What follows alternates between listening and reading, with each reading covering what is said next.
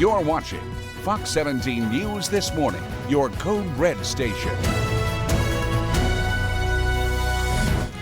Well, now on Fox 17 News This Morning, a historic guilty verdict. We're going to tell you what's next for former President Donald Trump after being found guilty on 34 counts of falsifying business records in New York. And a murder arrest is just the latest in a string of violent crimes involving teens in Bellevue. I'm going to tell you how one council member hopes to address the problem. And we're off to a pretty quiet start this morning, not seeing much happening on either of those cameras. I think we have a better chance for showers and thunderstorms, though, as we start to move into the weekend. I'll have more on that here in just a bit. Thank you for joining us here on Fox 17 News This Morning. I am Justin McFarland here on this Friday morning, May the 31st. We do begin with that developing story that we continue to follow out of New York City. That is where a jury has found former President Donald Trump guilty of 34 felony counts of falsifying business records related to a hush money payment before the 2016 election. Now, that 12-person jury in Manhattan found the former president not only illegally falsified business records, but did so in order to hide damaging information that could have hurt his 2016 presidential campaign and chances. With this verdict, Mr. Trump could face prison time, though we won't know exactly how much for at least several months. Now, the former president took to the cameras to deny any wrongdoing and vows to appeal. In the meantime, reactions are pouring in from across the country, and that includes us right here in Middle Tennessee. Here's what some of the state lawmakers had to say about the jury's verdict. Let's start with Democrat State Senator Jeff Yarbrough, who represents Nashville's 21st District. He says, and I quote, "Maybe so entirely baked into politics as not to matter electorally, but it says a lot about the good old United States of America that no man is above the law," and he says that is a good thing. All right, let's talk about the Republican U.S. Senator Marsha Blackburn posting on her X page, "Weaponizing the law to target your political opposition is what you expect in places like Russia, China, and North Korea, but not in America." She says Donald Trump did not do anything wrong, and goes on to say that the current president, Joe Biden, and the Democrats have abused our justice system. And now we're hearing from the state Senate Minority Leader, Senator Akbar there out of Memphis. She says this is an interesting time in our history, and how we react determines our future. She also goes on to say that democracy must rise above politics.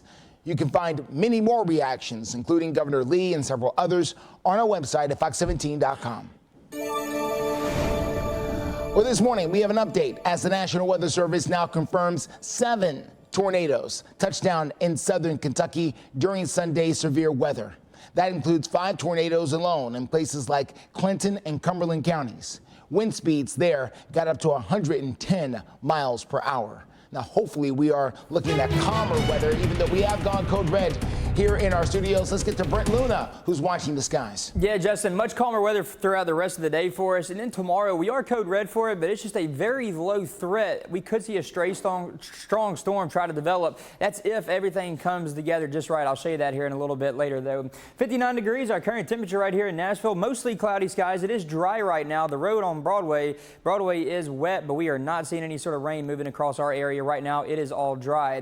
So dry conditions here in Middle Tennessee and Southern Kentucky. Temperatures mostly in the 50s. That Murfreesboro number obviously not correct, showing 77 this morning. We could see a strong storm. This map should say Saturday along into the west of Interstate 65. So Saturday afternoon and evening could see a couple of storms try to produce some strong winds, maybe some hail up to about 1 inch or so.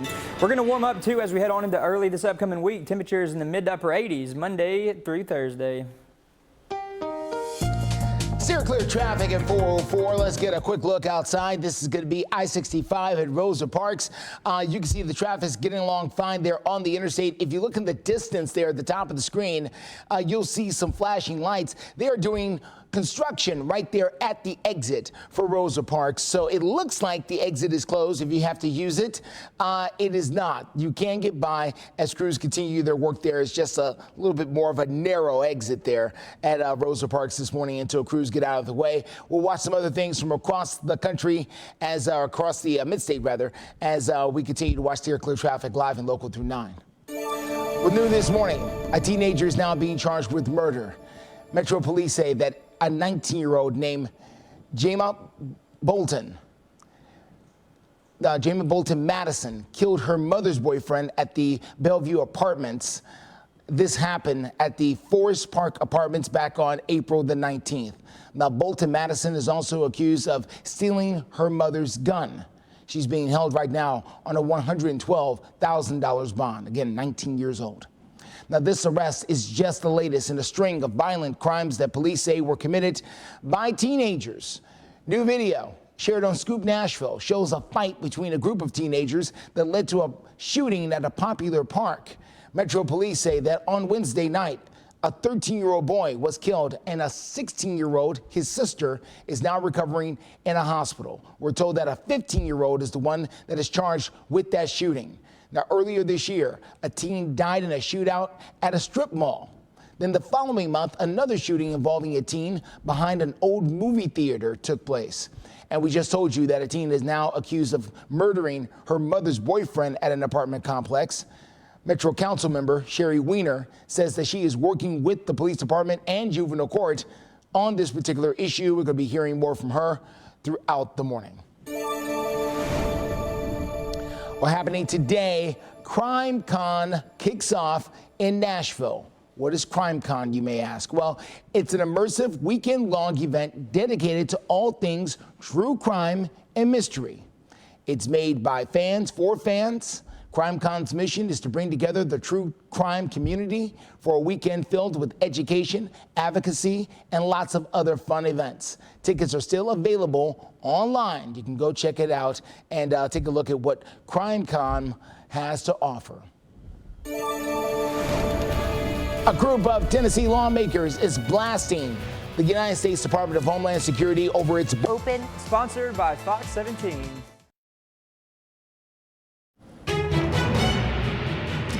4:09 is the time. Welcome back to Fox 17 News this morning.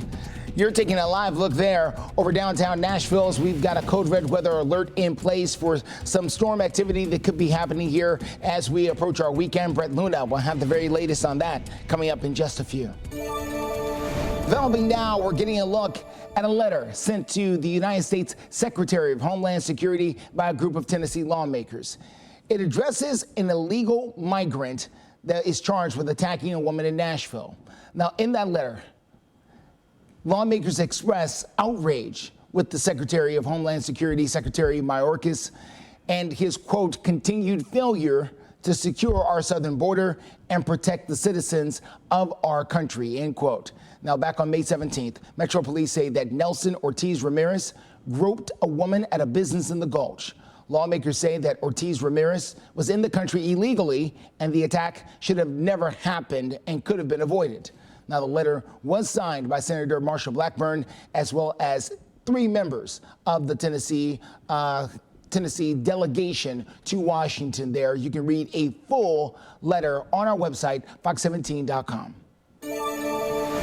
Happening tomorrow, the state of Tennessee celebrates its 223rd birthday. Celebrations are planned across the state, including over at the Bicentennial Park here in Nashville. That's where we find Fox 17 News' Karen Aguilar with more on the activities that are planned for a big day here across the state. Yeah, Justin, it is a really big day. People are celebrating Tennessee's birthday and its statehood, this beautiful state that we live in. And all the events are free, so you can expect to see dozens of people, if not hundreds, gathering here behind me at this park. And all the activities start at 10, where the Tennessee State Museum will be open to offer tours, have games, and you can even have cupcakes to celebrate. At 10:30 and 2 is where you can go on those tours. There'll also be a reading at the Children's Gallery at 10:30. And to learn all about this state and how it came to be, you can see Tennessee's founding documents and new exhibits at the Tennessee Library Archives. The Tennessee State Capitol will also be open for guided tours from 10 to 3 p.m. hourly. Here is Jamie Ritter, a state librarian archivist, with what makes tomorrow so unique. This day represents a great collaboration between the State Museum, the state parks, us. The Capitol is going to be open as well. The Capitol is not usually open on Saturdays. So we encourage people to come out and just celebrate Tennessee's birthday, Tennessee's history, and join us for a lot of fun and interactive things taking place. For more information, you can go to the Tennessee State Library and Archives Facebook page or Instagram. Reporting live in Nashville, Karen Aguilar, Fox 17 News, your Code Red station. And we are looking at another dry day today. Should be a pretty good one here across Middle Tennessee for us today. As we head on into the weekend, though, and next week, a better chance for showers and thunderstorms arrives. I'll have more details on that coming up. Steer Clear traffic takes us over to I-40. And learn how AbbVie can help you save.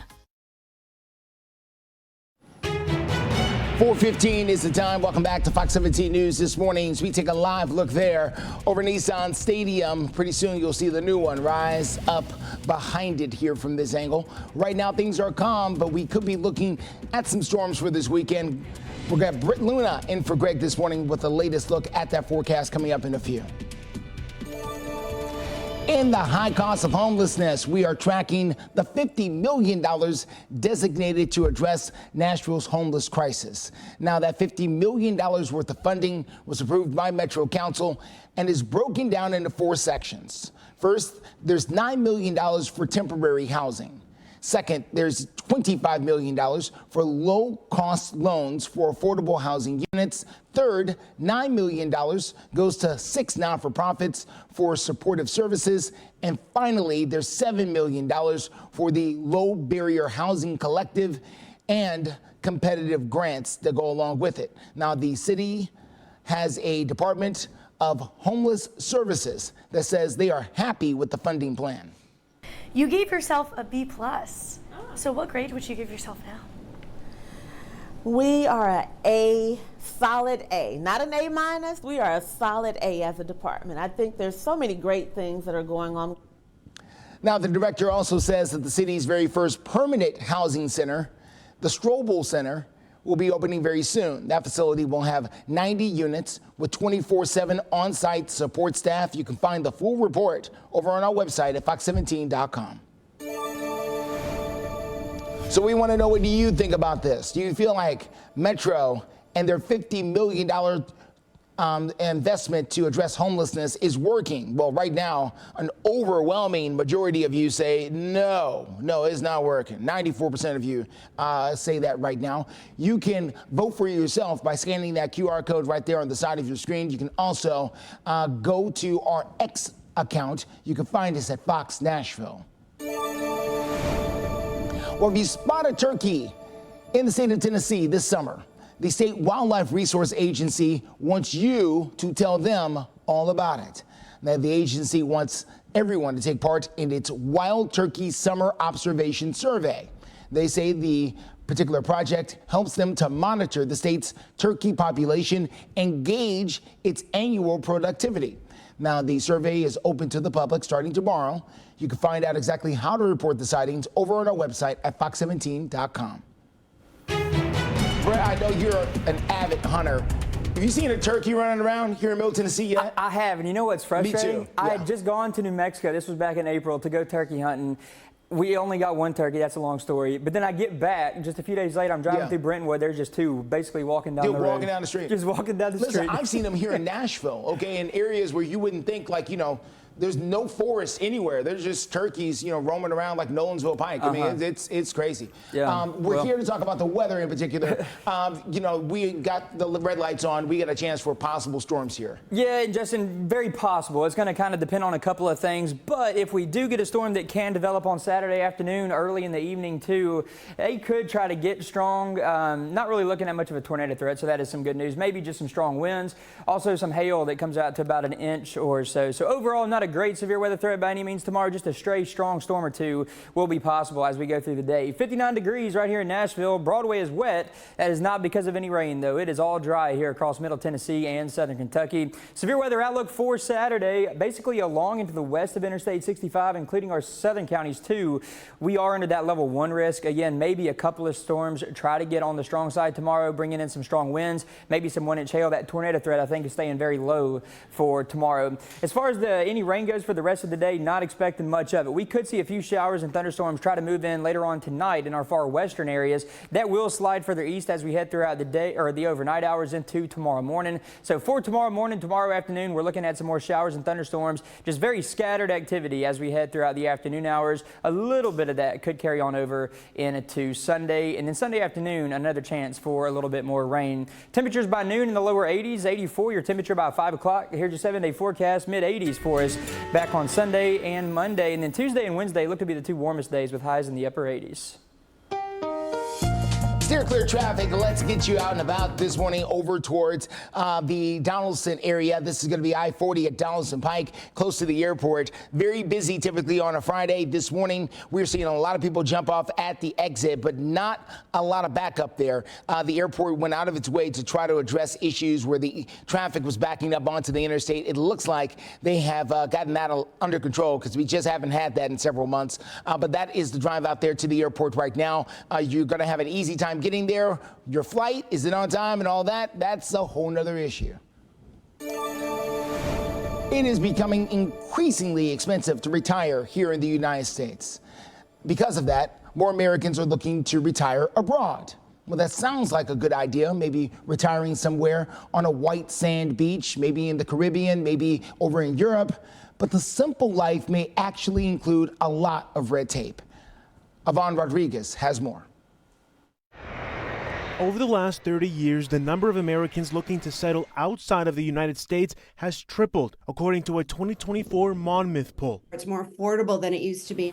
The number of Social Security recipients living outside of the country increased from 307,000 in 2008 to more than 450,000 in 2022, leading some countries to ease visa requirements to attract foreign retirees. Retirees from the U.S. often bring with them money that can help support the local economy. Jennifer Stevens of International Living says expats can find a range of benefits in overseas retirement. The pace of life can be a lot slower in a lot of other countries than it is in the United States. That because the cost of healthcare is so much lower in a lot of other countries, people have the flexibility to sort of, breathe a sigh of relief and relax. But getting to the simple life can be complicated. Lori Trowinski of AARP suggests people think about estate planning, currency, taxes, and their investments before making the leap. Tax prep is very important. Planning for medical care is important. Planning for legal situations is also important. And if you can get through the administrative hassle, Stephen says the most successful expats keep an open mind. You have to go with the idea that it is an adventure, and you need to be open to the fact that no place is going to be just like the United States. I'm Ivan Rodriguez reporting. A popular comedian is canceling some upcoming shows in Nashville. We're going to tell you. And remember, we'll try for anything it don't eat.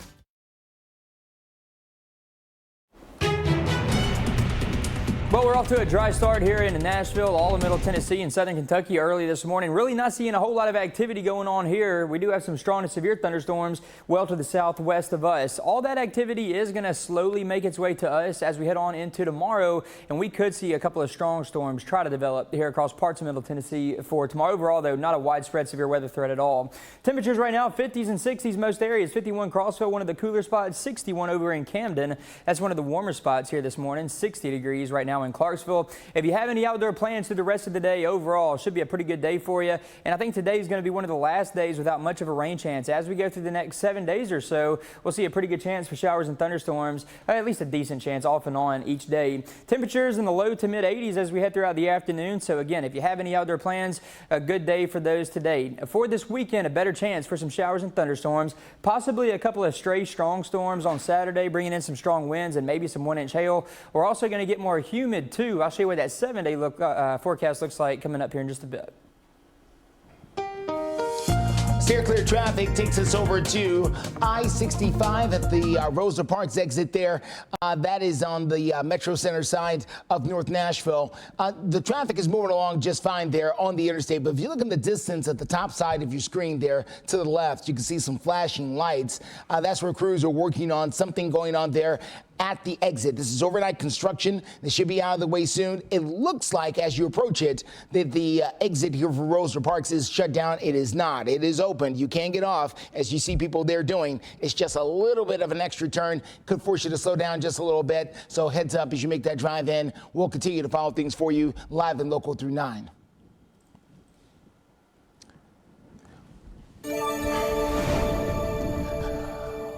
What new this morning? Comedian Matt Rife has now canceled his upcoming shows to Nashville because of immediate health concerns. A post on the Ryman Auditorium's Facebook page says that Rife's shows on June the 6th through the 9th have been canceled. The Ryman says all orders will be refunded to the original form of payment within 30 days. Now, the venue adds it hopes to announce some new dates for the comedian very soon. Ticket holders will have to repurchase seats if they want to attend those new dates. Well, the new report shows that the Biden administration rejected a deal that would have given them partial control over TikTok back in 2022. Now, this was a compromise TikTok thought might help them avoid a ban, but it did not solve the problem.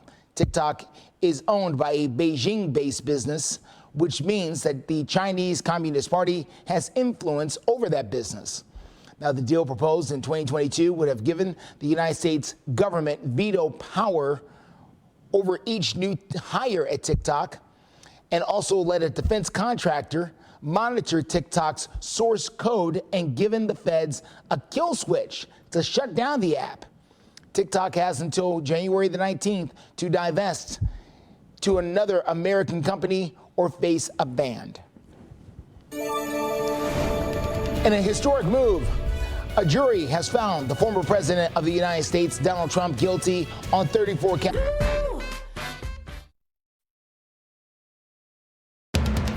You're watching Fox 17 News This Morning, your Code Red station. Now on Fox 17 News This Morning, there has been a jury that has found the former president of the United States guilty of falsifying business records. We're going to tell you how voters are reacting ahead of the November elections. Plus, there's another act of violence involving Nashville's public transportation system. We're going to tell you what Nashville Mayor Freddie O'Connell is doing in response. And we are Code Red. This is going to be for the weather that moves through tomorrow. Not expecting anything today, and then even still, that threat for tomorrow is going to stay pretty low. I'll have more on that here for you in just a bit. All right, thank you, Brett, and thank you for joining us here on Fox 17 News this morning. Congratulations, you made it to Friday. I am Justin McFarland. We are continuing to collect reaction that is flooding in because of the former president Donald Trump's conviction in a trial in New York. Now, yesterday's historic move makes Mr. Trump the first former U.S. president to be criminally convicted. Now, the jury found him guilty of what prosecutors say was an attempt to interfere with the 2016 presidential election involving the falsification of business documents to hide hush money payments to an adult film star named Stormy Daniels. So, how are voters reacting to all of this? I'm shocked. I really thought he was going to walk. I have real reservations on voting for a convicted felon, but I don't believe he's a convicted felon. I believe it'll be overturned. I believe the charges brought against him were misdemeanors and should have been pursued as such. He's not fit for office. I hope this turns the tide and more people realize. Okay, so lawyers for the former president are expected to appeal this verdict. The judge is set for sentencing for the former president coming up on July the 11th. Let's get to your weather forecast. Brent Luna is in for Greg this morning, and we have gone Code Red. Justin, we have, but this is not going to be any sort of widespread severe weather event. This is going to just be for a couple of stray strong storms that are going to be possible for us for tomorrow, but that's going to be conditional on if we can get some of those to develop. But right now, the Storm Prediction Center has our areas mainly along and west of Interstate 65 or so under that level 1 risk for a couple of strong storms. The main concerns for Saturday afternoon and in the evening hours will be the chance for a few strong wind gusts, also some hail that is about an inch or so. And overall, though, today looking pretty good. A few more clouds build in as the day goes on. Temperatures warm up a little bit better today too. Mid-80s. We're down to the lower 80s on Saturday, mid-80s again. Sunday, Monday, Tuesday, Wednesday, the warmest days with highs in the upper 80s. Steer clear traffic takes us over to I-65 at the Rosa Parks exit there. You can get off there at the exit as crews were working to replace a sign right there at the exit. But again, you can get off. You just have to slow down, make a little bit of a turn. But that exit is open, and it looks like the crews are starting to decrease and leave the scene now after they've completed their work there. We're also looking at traffic at I-24. This is over in the Antioch area. We'll continue to follow things for you live and local through 9. Continuing coverage this morning on a stabbing at a WeGo bus stop in South Nashville. This happened yesterday at the corner of 12th Avenue South and Wedgwood. This is over in the Edge Hill area. We want to take a closer look at the scene as witnesses say 2 men got into an argument when one of them pulled out a knife and stabbed the other at least 2 times. 31-year-old Jacob Boswell reportedly continued to attack the victim while he was down. It's the latest in a rash of shootings and stabbings connected to WeGo in recent months. Now, local transit advocate like Darius Knight is calling for a change in leadership. I do believe that the mayor's push for transit is a positive sign, but I do believe that the mayor has a dilemma of if he's going to continue to back the people over at this agency or to replace them with someone who will actually do what is necessary without him having to constantly step in. There have been 2 stabbings and 2 shootings associated with WeGo properties since April. Nashville Mayor Freddie O'Connell is brokering a meeting between WeGo and Metro Police to try and deal with security concerns. Well, turning now to some lighter news. The state of Tennessee turns 228 years old coming up tomorrow. Celebrations are planned across the state, but of course, we're the capital right here in Nashville, so we've got the biggest party around. Fox 17 News' Karen Aguilar joins us live for the preview of some of those festivities. Good morning, Justin. That's right. Tomorrow is Tennessee's birthday, and to celebrate, you can come down to right by where I'm standing to the Bicentennial Capitol State Park to enjoy all the free activities, to learn more about this state and how it came to be. And you can also head to the Capitol right here to my left to enjoy open guided tours. The celebration starts at 10, where the Tennessee State Museum will begin to offer those tours, have games, and you can even have cupcakes to celebrate. At 10:30 and 2 o'clock is where you can go on those tours. There'll also be a reading at the Children's Gallery at 10:30 in the morning. You can see Tennessee's founding documents and new exhibits at the Tennessee Library Archives. Here's Jamie Ritter, a state librarian archivist, with what's new about this year from previous years. Yeah, new this year, we're debuting a new exhibit called Dear Governor. It represents papers and correspondence from past governors. And it's really pretty exciting and interesting. You can look back through history and see when important decisions were made. For more information, you can go to the Tennessee State Library and Archives Facebook or Instagram page. Reporting live here in Nashville, Karen Aguilar, Fox 17 News, your Code Red station. We're working to make passengers feel safe. We've got more details on Boeing's new safety overhaul plan following a series of problems with their planes. We are your only live and local news source with your traffic and weather updates from Empowers Protects.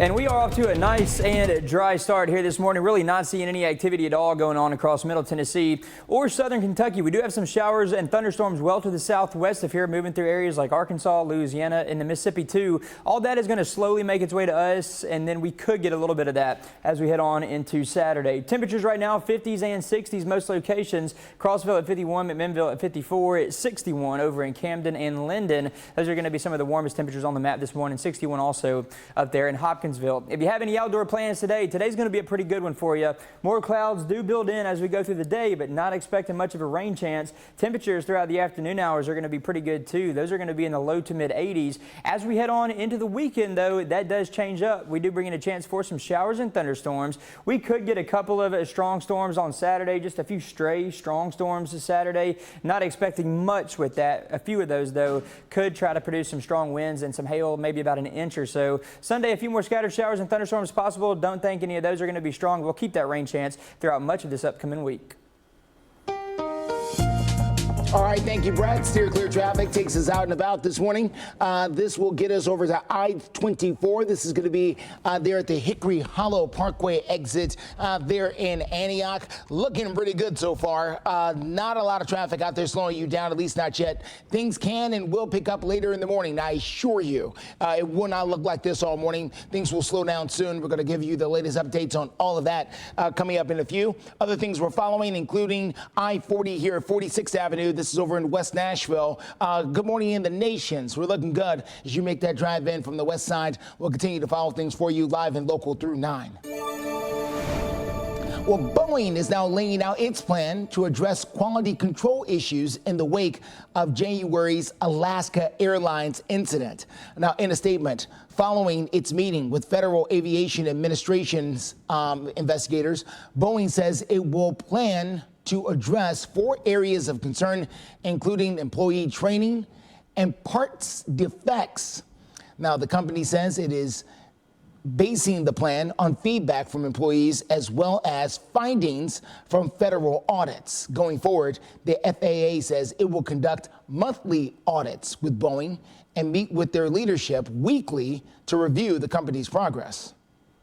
I made it clear to Boeing CEO Dave Calhoun and other senior leaders that this plan does not mark the end of our increased oversight of Boeing and its suppliers, but the beginning of the next chapter.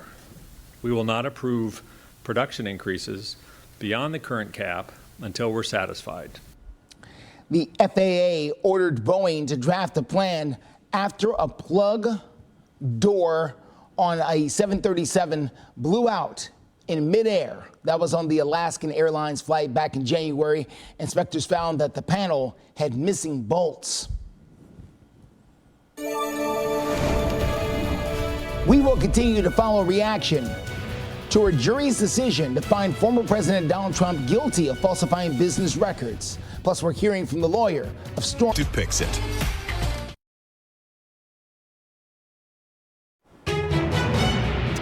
4:44 is the time. Welcome back to Fox 17 News this morning. As you can see, the sun starting to rise there off to the east.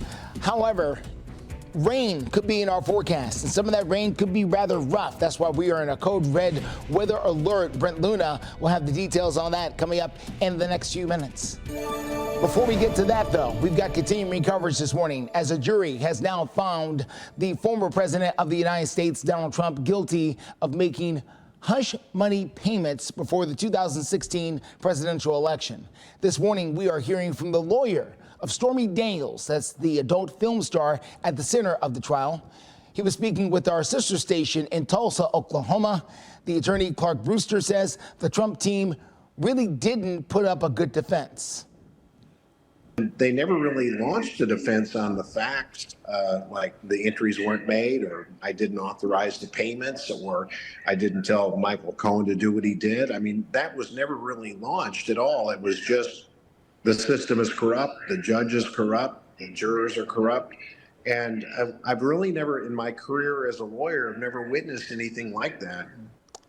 Now, Stormy Daniels spent 2 days testifying during the trial, going into lengthy detail about the alleged sexual encounter that she had with the former president back in 2006.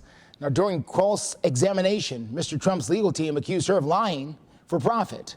Mr. Trump maintains he never had an affair with Stormy Daniels and maintains that this entire thing is, quote, a scam, and he is innocent. What's happening tonight is the very first full moon pickin' party of the season. This is happening over at Percy Warner Park. Now, the Bluegrass Music Series has been a Nashville tradition now for 25 years. It brings family and friends together to hear bluegrass under the stars and enjoy some of the local food, as well as cold drinks and other things happening out there. Today's party kicks off at 6 p.m. and runs until 10. Adult tickets are $30 at the door. Again, that's at Percy Warner Park. So, is it going to be a good night for a little picking party out there? Let's get to Brent Luna, who's got to look at the forecast. So, Brent, we've got code red. When is the rain coming? So the rain could get here as early as very early tomorrow morning, but if we get any of those strong storms, that's going to be tomorrow afternoon into the evening hours. Okay. So for that picking party out there tonight, overall, I think the weather's going to stay pretty good, maybe a stray shower or two, but I think the best rain chance at that time is going to be in our far western counties, pretty close to the Tennessee River. Broadway is wet this morning. That is not because of any rainfall. It is dry out there right now, and we're going to stay dry through the rest of today. 59 degrees, our current temperature right here in Nashville. Overall, not too bad of a start for us. We have these showers and thunderstorms back west of here, though. Some of these are strong to severe, especially moving through parts of Texas right now. That's going to kind of slowly make its way to us, and that will leave us with a chance for some showers and thunderstorms for tomorrow. And the Storm Prediction Center does have about half of us in that level 1 risk, mainly our western counties in that level 1 risk for tomorrow. Could see some strong winds, maybe some 1-inch hail with some of those too. I don't think we're really going to have to worry about much of a tornado threat, though, fortunately, for tomorrow. Tomorrow morning, we could see a few showers try to move in even late tonight, but if we get any of those strong storms, that's going to come with the help of that daytime heating tomorrow afternoon. So the best chance for one of those strong storms or two is going to be tomorrow afternoon. Scattered activity through the afternoon and on into the evening hours. And then we're looking at a better rain chance as we head through the next several days. Later on this weekend, that rain chance is going to start to bump up just a little bit. So we'll keep it at a 40 to 60% chance for showers and thunderstorms from Sunday through Thursday. Let's get to your steer clear traffic at 448 out there. Quick look here.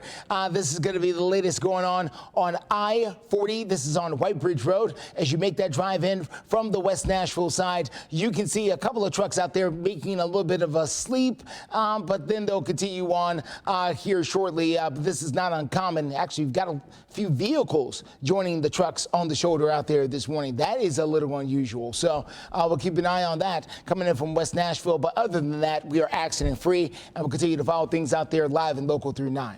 Well, MTSU's football team was in Nashville last night for its annual Blue Raider Blitz. It's being led by their brand new head coach, Derek Mason. Fox 17 News sports director Joe Jonick caught up with Coach Mason and has more on his vision for the program. A new era of MTSU football is underway, and the man leading the charge is right here next to me, head coach Derek Mason. Coach, first of all, thanks so much for joining us, and we have to start with the Blue Raider Blitz because this is a great crowd tonight, and I know you missed this. You took last year off from coaching, right, and you came back to lead this MTSU program. Why here? Why now? Well, MTSU is close to my heart. I think I graduated from a state school. You know, I'm a state product, and I believe that this place fits me. The people fit me. The opportunity to do something special at a place, man, that has such good bones, it's the right place, right time, right opportunity. You mentioned the good bones, the foundation. This is an MTSU program that has experienced a lot of success in the past, but recently have struggled coming off a year where they finished 4-8 overall. Right. As you start your vision for this program, what are the first steps that you need to take as you start this journey? It's always about foundation and culture. You know, you don't move a program forward working from the outside in, you work from the inside out, right? So it starts with staff, people, players, your roster, and then what you do is what we've been doing. We talk about blue collar. You know, every day's a job interview. So we walk into the workspace, and all we look to do is get 1% better. It's about making sure that we invest in people. It's about how you make people feel. Do they know your program? Do they love your program? You know, why should they come see you?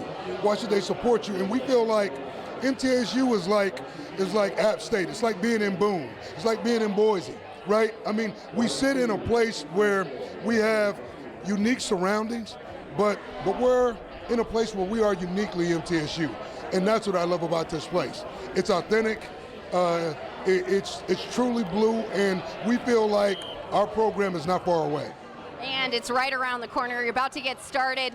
MTSU era with Coach Mason gets underway August 31st when they open up at home against Tennessee Tech Golden Eagles. And Coach, we're excited to see this new era get underway. Thanks so much for joining us. That's two of us. Go Blue.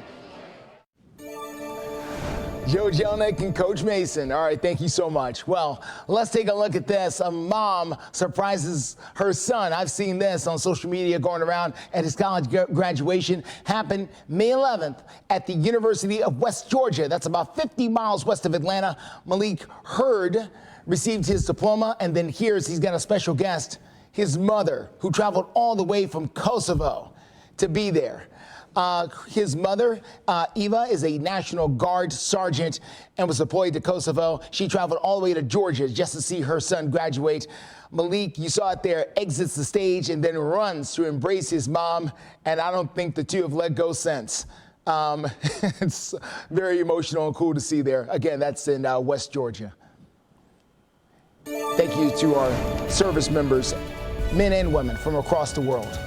Well, coming up tomorrow, we're going to take a look at the inside process of her Red Weather app now.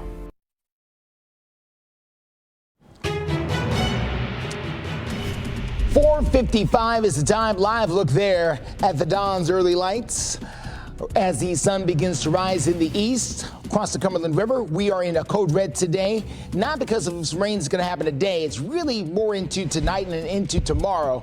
We've got the very latest with Brent Luna coming up in the next few minutes. Well, the first day of the Atlantic hurricane season is coming up tomorrow, June the 1st, and we are taking a behind-the-scenes look at a name that you may hear throughout the hurricane season, and we're talking about those hurricane hunters. Now, the hurricane hunters started as a barroom dare back in 1943 between two Army Air Corps pilots. They were each daring the other to fly through a hurricane. Since then, it's become an operation that has given us more information into storms to better warn people before the storms ever hit land. Now, the hurricane hunters say their data increases the accuracy of storms by up to 20%. They also continue to work on new ways to get better data from these storms. We have new drop zones that are able to stay aloft a little bit longer, collect a little bit more data. We are actively working to test and develop a variety of different drones that will be able to collect information in some of the boundary layers that are unsafe for manned aircraft to actually fly. Well, the hurricane hunters say their goal is to locate the center of the storm and sample every single quadrant. They say each flight plan depends on the size, shape, and movement of that storm. One person who depends on the data they receive, Brent Luna, who's watching your forecast here locally, of course.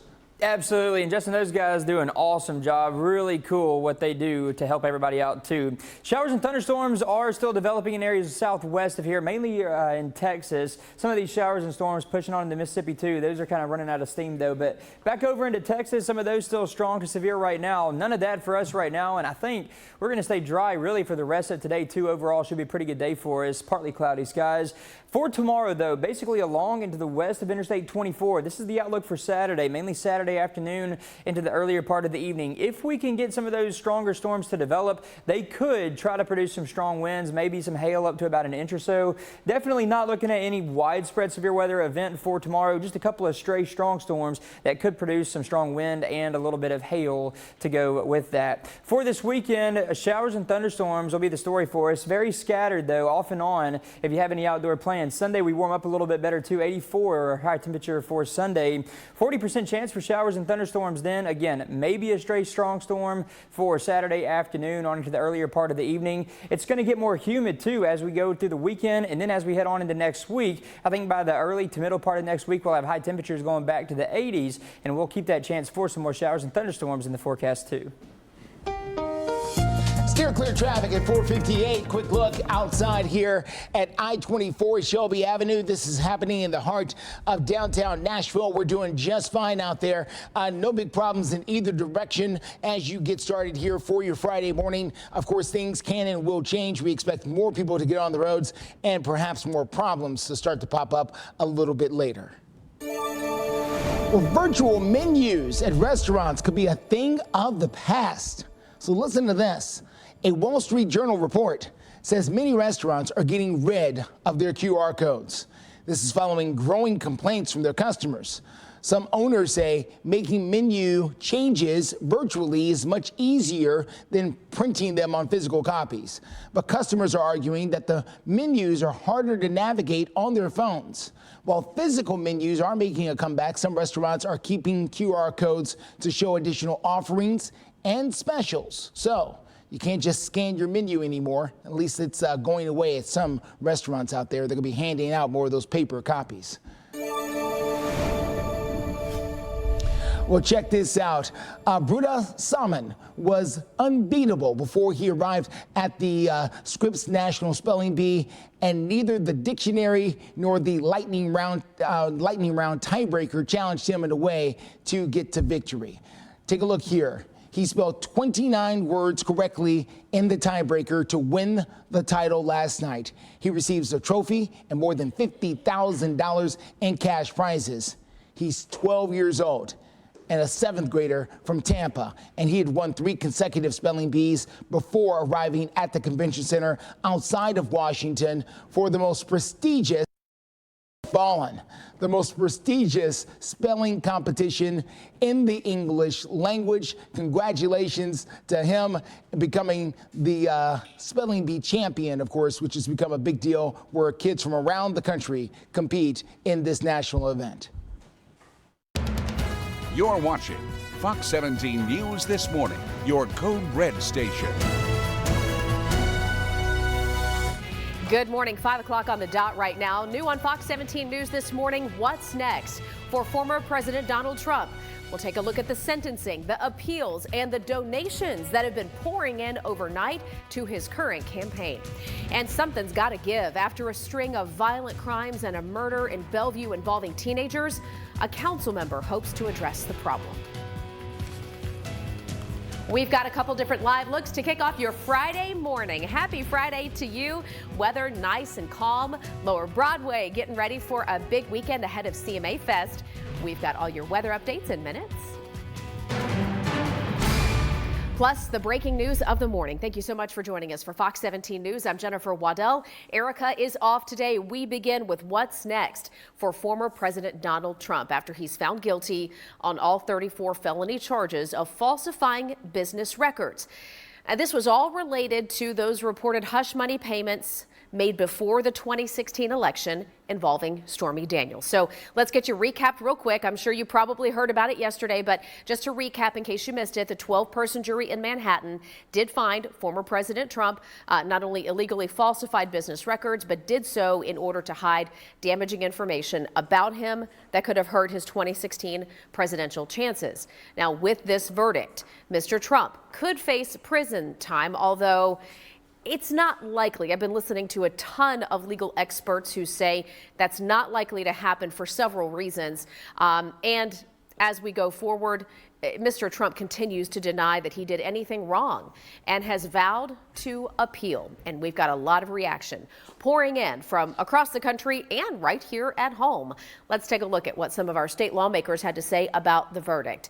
We begin with Democratic State Senator Jeff Yarborough, who represents Nashville's 21st district, who said, quote, "It says a lot about the good old United States of America that no man is above the law, and that is a good thing." Republican U.S. Senator Marsha Blackburn posting on her Twitter account, "Weaponizing the law to target your political opposition is what you'd expect in places like Russia, China, and North Korea, but not America." And we have a state minority leader, Ramesh Akbari of Memphis, who said, quote, "This is an interesting time in our history, and how we react determines our future." She went on to say democracy must rise above politics. If you'd like to read more reactions that continue to come in right now, you can head to this story posted on our Fox website. That's fox17.com. We have an update this morning now as the National Weather Service has confirmed 7 tornadoes touched down in southern Kentucky during Sunday's severe weather. That includes 5 tornadoes alone in Clinton and Cumberland counties. Wind speeds reaching up to 110 miles per hour. And our Code Red meteorologist Brett Luna is joining us this morning for Greg. Brett, I know you have been doing a lot of the work behind the scenes to work on documenting all that. Jen, and it was just a very active day for us too. Me, Katie, and Greg were up here at all different hours of the day on a Sunday. A lot of just activity, and some of that carried on over into early Monday morning too. We were still cutting in for some tornado warnings. Right now, showers and thunderstorms still back to the southwest of here. Some strong to severe storms moving through parts of Texas. Fortunately, we're not having to deal with any of that right now. As we head on into tomorrow, some of those showers and storms will work their way a little bit further to the east and try to move over our area a little bit later in the day, maybe a strong storm or two. Temperatures right now 50s and 60s. 60 in Nashville, 52 Crossville, 61 in Linden. We're at 59 right now in Clarksville, 61 up there in Hopkinsville. A level 1 risk for most of our areas along into the west of Interstate 24. Just a very low end threat for tomorrow. A few of those storms that develop in the afternoon and early evening could try to produce some strong winds and maybe some hail that's about an inch or so. Not looking at much of a tornado threat though for tomorrow, fortunately. 9 a.m. for today, 69 degrees, low to mid 80s as we head throughout the afternoon hours, and then we'll keep temperatures in the mid to upper 80s from Sunday through Thursday, and there's that better chance for some off and on scattered showers and thunderstorms for the next several days. Thanks, Brett. Steer clear traffic time right now. Good news, looking good here for a Friday morning. This is I-65 at Trinity Lane. Not a lot of traffic at all, and I'm getting a quick check of the rest of our mid-state interstates. We are crash-free right now, so you've got the green light to get out and go. New this morning here at home, we have a teenager charged with murder. Metro police say 19-year-old Jamia Bolton Madison killed her mother's boyfriend at a Bellevue apartment complex. We understand that it happened at the Forest Park Apartments back on April 19th. Bolton Madison also accused of stealing her mother's gun. She's being held on a $112,000 bond. This arrest is just the latest in a string of violent crimes police say have been committed by teenagers right here at home. New video shared on Scoop Nashville that you see behind me shows the fight involving a group of teenagers that ended up leading to a deadly shooting at the Red Caboose Park. Metro police say Wednesday night, a 13-year-old boy died and his 16-year-old sister is now recovering at the hospital. A 15-year-old is charged in that shooting. Earlier this year, a teenager died in a shootout at a strip mall. The following month, another shooting involving a teen behind an old movie theater. Council member Sherry Weiner says she is working with police and the juvenile court system to try to make a change. 5:06 is the time right now. Happening today, Crime Con kicks off in Nashville. You might be thinking to yourself, what? Yeah, Crime Con. Fox 17 photojournalist Kevin Mumphrey is at the Gaylord Opryland Hotel this morning. Crime Con is what's being called an immersive weekend-long event dedicated to all things true crime and mystery. It's created by the fans for the fans. Crime Con's mission is to bring together the true crime community for a weekend of education, advocacy, and they say a lot of fun. Guests this year include a name you might recognize, John Walsh. How about Nancy Grace? The lawyers for Alex Murdaugh and Gabby Petito's parents. So we'll be keeping an eye on that and see how it unfolds right here in Nashville. We have a group of Tennessee lawmakers blasting the Department of Homeland Security over the border policy. How they say the code red is for the weekend. Look at this sunrise shot. Man, oh man, that's worth a picture. It's like a postcard. Again, gorgeous start to your Friday. And then Brett's going to join us in a few minutes for Greg, who's off today. And Brett's going to tell us why we're in the code red for your weekend. Developing right now, we are getting a look at the letter sent to the U.S. Secretary of Homeland Security by a group of Tennessee lawmakers. This letter addresses an illegal immigrant charged with attacking a woman here in Nashville. In this letter, and we're going to share it with you here, lawmakers are expressing their outrage with Mayorkas's, quote, continued failure to secure our southern border and protect the citizens of our country. On May 17th, Metro Police say that Nelson Ortiz Ramirez groped a woman at a business in the Gulch. Lawmakers say Ortiz Ramirez was in the country illegally and say this attack could have been avoided if we had a secure border. This letter signed off on by Senator Marsha Blackburn and Representatives Tim Burchett, Scott Desjardins, and Chuck Fleischman. You can read that letter in full right now over on our website, fox17.com. Looking ahead to tomorrow, Tennessee celebrates a big birthday, 228 years. Lots of celebrations planned across the state, including right here in Nashville at Bicentennial Mall State Park. And that's where we find Fox 17 News reporter Karen Aguilar joining us live to tell us more about the festivities. Good morning. Good morning, Jen. And all the events and activities are free. And what you can expect to see is dozens of people walking here behind me towards the Bicentennial Capitol Mall State Park to enjoy those activities. There is just so much history there. The celebration starts at 10, where the Tennessee State Museum will be open to offer tours, have games, and you can even have cupcakes to celebrate at 10:30 and 2 o'clock in the afternoon is where you can go on those tours, or also be a reading at the Children's Gallery. And to learn all about the state and how it came to be, you can see Tennessee's founding documents and new exhibits at the Tennessee Library Archives. The Tennessee State Capitol will also be open for guided tours. Here's Jamie Ritter, a state librarian and archivist, with what makes tomorrow so unique. This day represents a great collaboration between the State Museum, the state parks, us. The Capitol is going to be open as well. The Capitol is not usually open on Saturdays.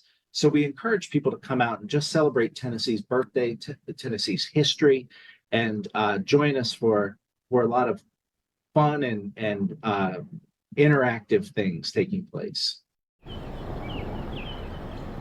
For more information, you can head to the Tennessee State Library and Archives Facebook or Instagram page. Reporting live here in Nashville, Karen Aguilar, Fox 17 News, your Code Red station. And we're going to be talking about some showers and thunderstorms that are going to be moving in as we head on into the weekend. That is why we are code red. I'll break that down and show you the timing and what you might expect coming up after the break. You know, looking at Texas there, Brett, it looks like they're getting walloped again right now with weather. All right, plus we're going to break down traffic for you. Steer clear traffic looking so good. That's a happy Friday for you right there.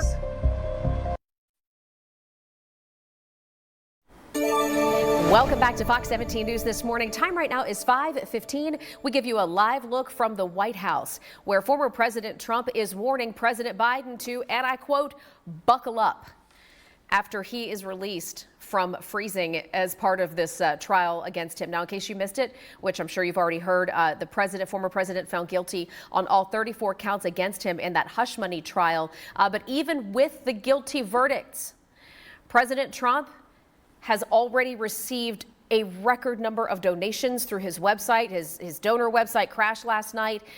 We have heard from a lot of people who have said this is now motivating them.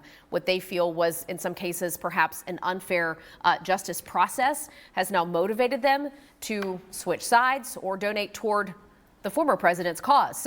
So much that's going to be playing out in this story. We'll keep you updated on all those live pieces of information through 9 a.m.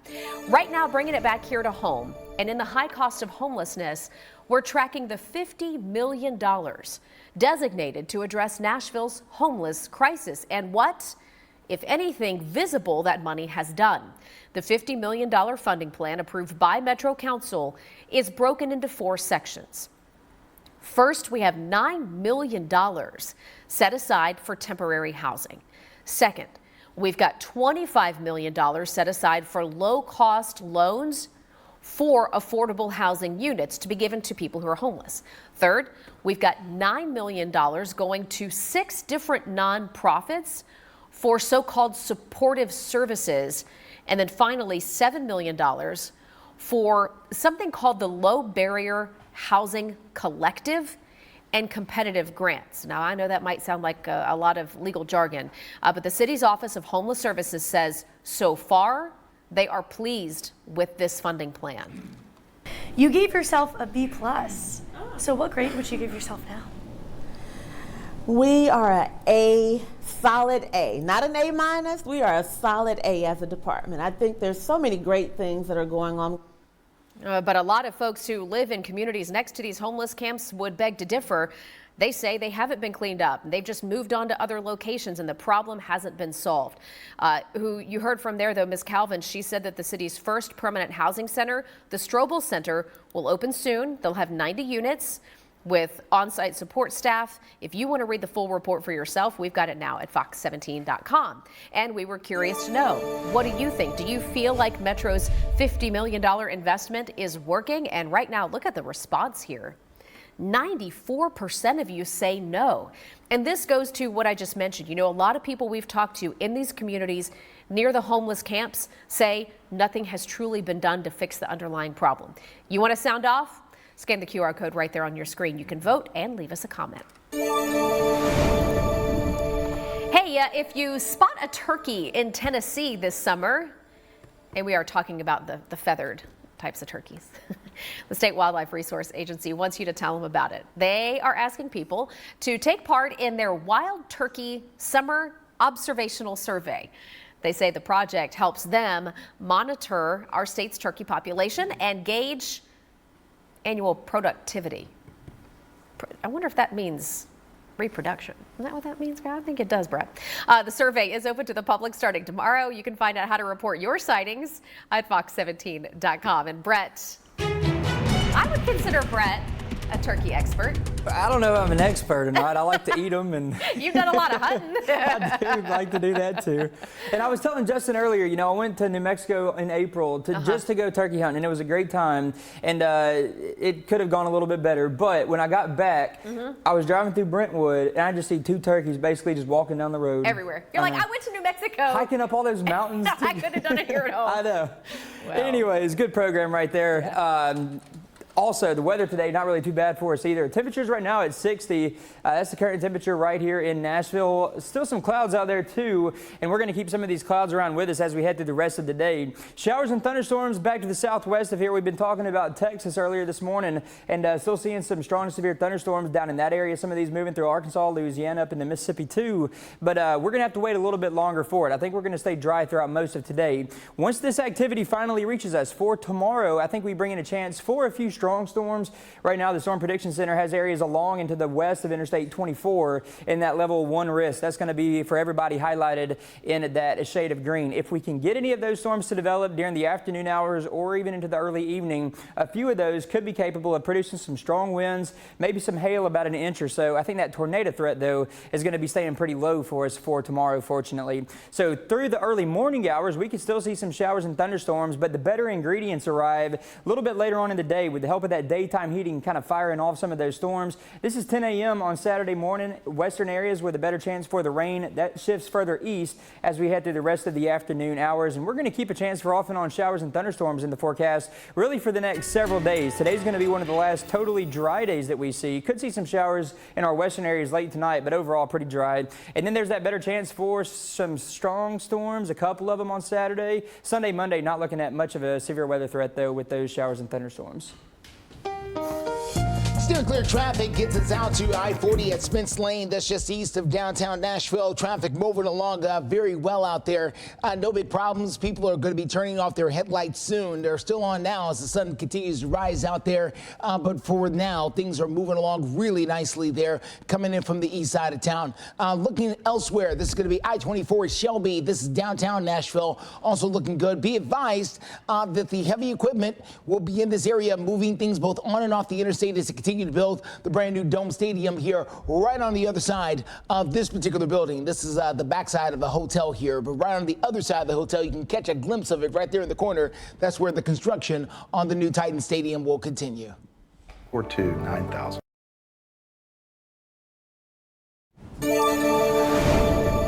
Welcome back to Fox 17 News this morning. A live look this morning from Houston, Texas. That is where we've got the potential of some storms moving in to that area. Of course, they had a really rough round of storms a few weeks ago that ended up costing the lives of several people. So hopefully this round of storms won't be nearly as bad. We also know across the state of Texas, tens of thousands of people have been without power all week because of storms that have moved through. So we're code red here in Nashville ourselves. The question is why? Let's get to Brent Luna, who's got some details. And you know, we're going to have to wait until tomorrow hits really for any of these strong storms to develop. I think the rest of the day is looking pretty good for us today. Not looking at really any strong or severe activity here across Middle Tennessee or Southern Kentucky for today. As we go into tomorrow, if we can get any of these storms to develop in the afternoon hours, any of these strong storms, they could become a little bit strong, bringing in the chance for some strong winds and large hail. I'll say that in just a second. But along and west of Interstate 24, I think is where the better ingredients are for Saturday afternoon on into the evening hours. Again, strong winds, 58 miles an hour or so for the wind gust, some hail up to about an inch or so. That tornado threat is going to stay very low for tomorrow. I don't think we're really going to have to worry about much of that. More details coming up in your 7-day forecast here in just a little bit. Steer clear traffic. Let's get it going here on I-40. This is close to Donaldson Pike over there near Nashville International Airport, where things can be very, very busy. Right now, things are incredibly calm, which is the way we like to see it. So as we continue to try and make sure that traffic is moving along safely, we do want to just make you aware that if you've got flights out there at B&A, you're doing okay. If you're going out there for any reason and you haven't been in the last 3 to 4 weeks or 3 to 4 months, please give yourself extra time. Things are constantly changing out there in regards to traffic. Overall drive times are also looking good. We're going to take a closer look at those coming up in a few. Well, new this morning, all week long, we've been reporting on teenage crime throughout the city of Nashville. Of course, we know about the shooting that took place in Bellevue, where they say the person behind the trigger was just 15 years old. Another shooting that took place where the shooter, according to police, was just 19 years old. Metro Council wants to set aside thousands of dollars to start something called the Office of Youth Services. Now, this office will be designed to work with teens who are already at risk of starting a life of crime. They want to try to stop the crime before it starts. This is something that we definitely have to make as many investments as we can to try to proactively support our youth so that they are not getting into situations that could potentially take a lifetime to get out of, or unfortunately for some youth that, you know, will never be able to see their families again because of either because they are the victim of crime or because they committed the crimes. Now, the entire budget for the city of Nashville has to be approved by the end of June.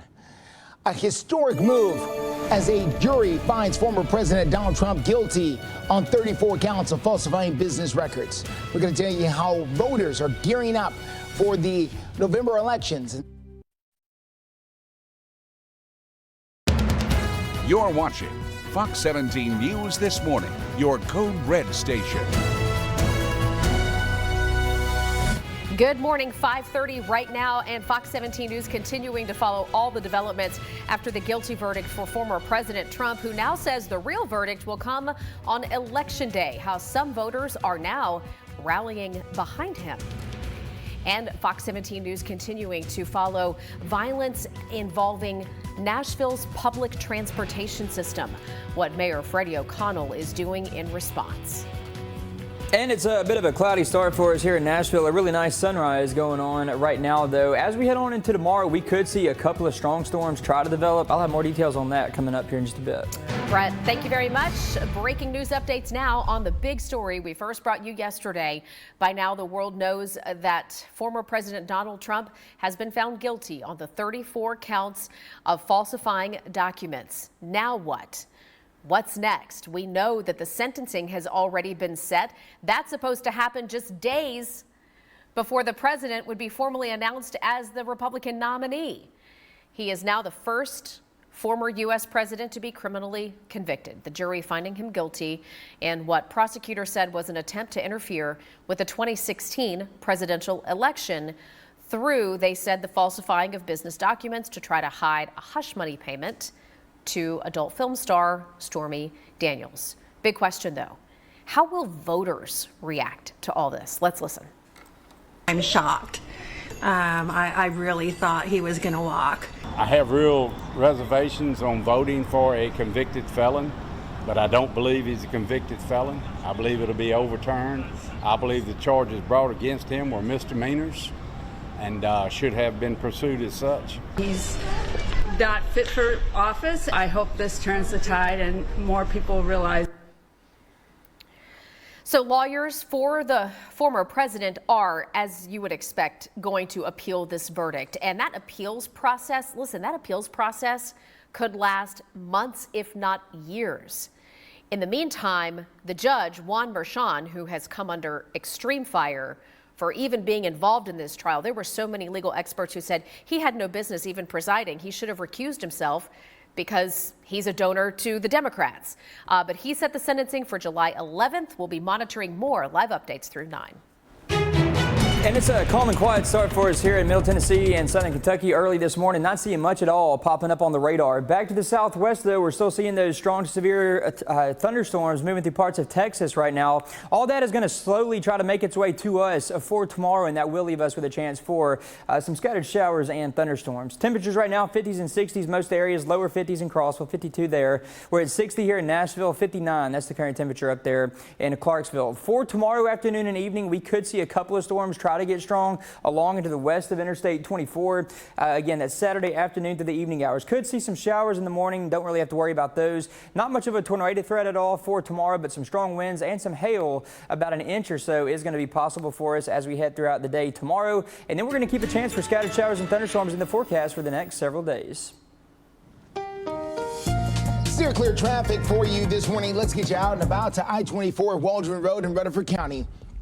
That is where we are dealing with traffic that is moving along really nicely. No big slowdowns as you make that drive in from Murfreesboro, Laverne, Smyrna. We're doing really good. We know things can get crowded out here later in the morning, but right now we're just not seeing it. So here's your overall drive times, and we're all in the green no matter where you're coming from. Mount Juliet at 26 minutes, Murfreesboro at around 50 minutes, Franklin 27 minutes in from that south side. We'll continue to follow things, let you know whatever else we find with Steer Clear Traffic live through 9.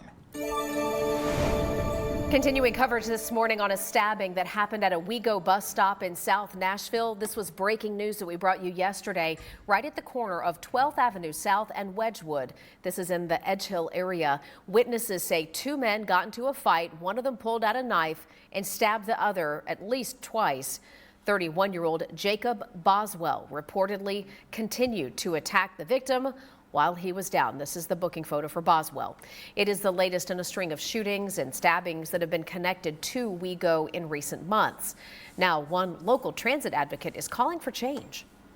I do believe that the mayor's push for transit is a positive sign, but I do believe that the mayor has a dilemma of if he's going to continue to back the people over at this agency or to replace them with someone who will actually do what is necessary without him having to constantly step in. Now, drilling down on the specifics here, there have been 2 stabbings and 2 shootings associated with WeGo since April. You may remember last week there was a shooting right outside of the downtown WeGo terminal. Mayor Freddie O'Connell is now said to be trying to get a meeting between WeGo and Metro Police to address all of these security concerns. Well, switching gears this morning and looking ahead to tomorrow, Tennessee has a big birthday. Celebrations are planned across the state, including in Nashville, as you might imagine. I mean, we've got the capital here. So let's send it out to Fox 17 News reporter Karen Aguilar. She's joining us live with a preview. Good morning, John. Well, you can expect dozens of people to come down here right by where I'm standing to the Bicentennial Capitol Mall State Park to enjoy all the free activities. Now, this is a day to learn about the state's history, how it came to be, and more. And not just the park that you can go to, you can also head right here to the Capitol to my left to enjoy some of these educational open guided tours. The Tennessee State Museum will be open to begin to offer tours early in the morning. There will be games. You can even have cupcakes to celebrate. To go on these tours, just make a reservation before it gets all booked up. And to see Tennessee's founding documents, you can see them at the Tennessee Library Archives. Here's Jamie Ritter, a state librarian archivist, with what's new about this year from previous years. Yeah, new this year, we're debuting a new exhibit called Dear Governor. It represents papers and correspondence from past governors. And it's really pretty exciting and interesting. You can look back through history and see when important decisions were made. The celebration starts at 10 o'clock tomorrow. Reporting live in Nashville, Karen Aguilar, Fox 17 News, your Code Red station. Working to make passengers feel safe. We have new details on Boeing's newest safety overhaul following a series of problems with their planes. And right now, just a quick reminder as we take a Weather wrap.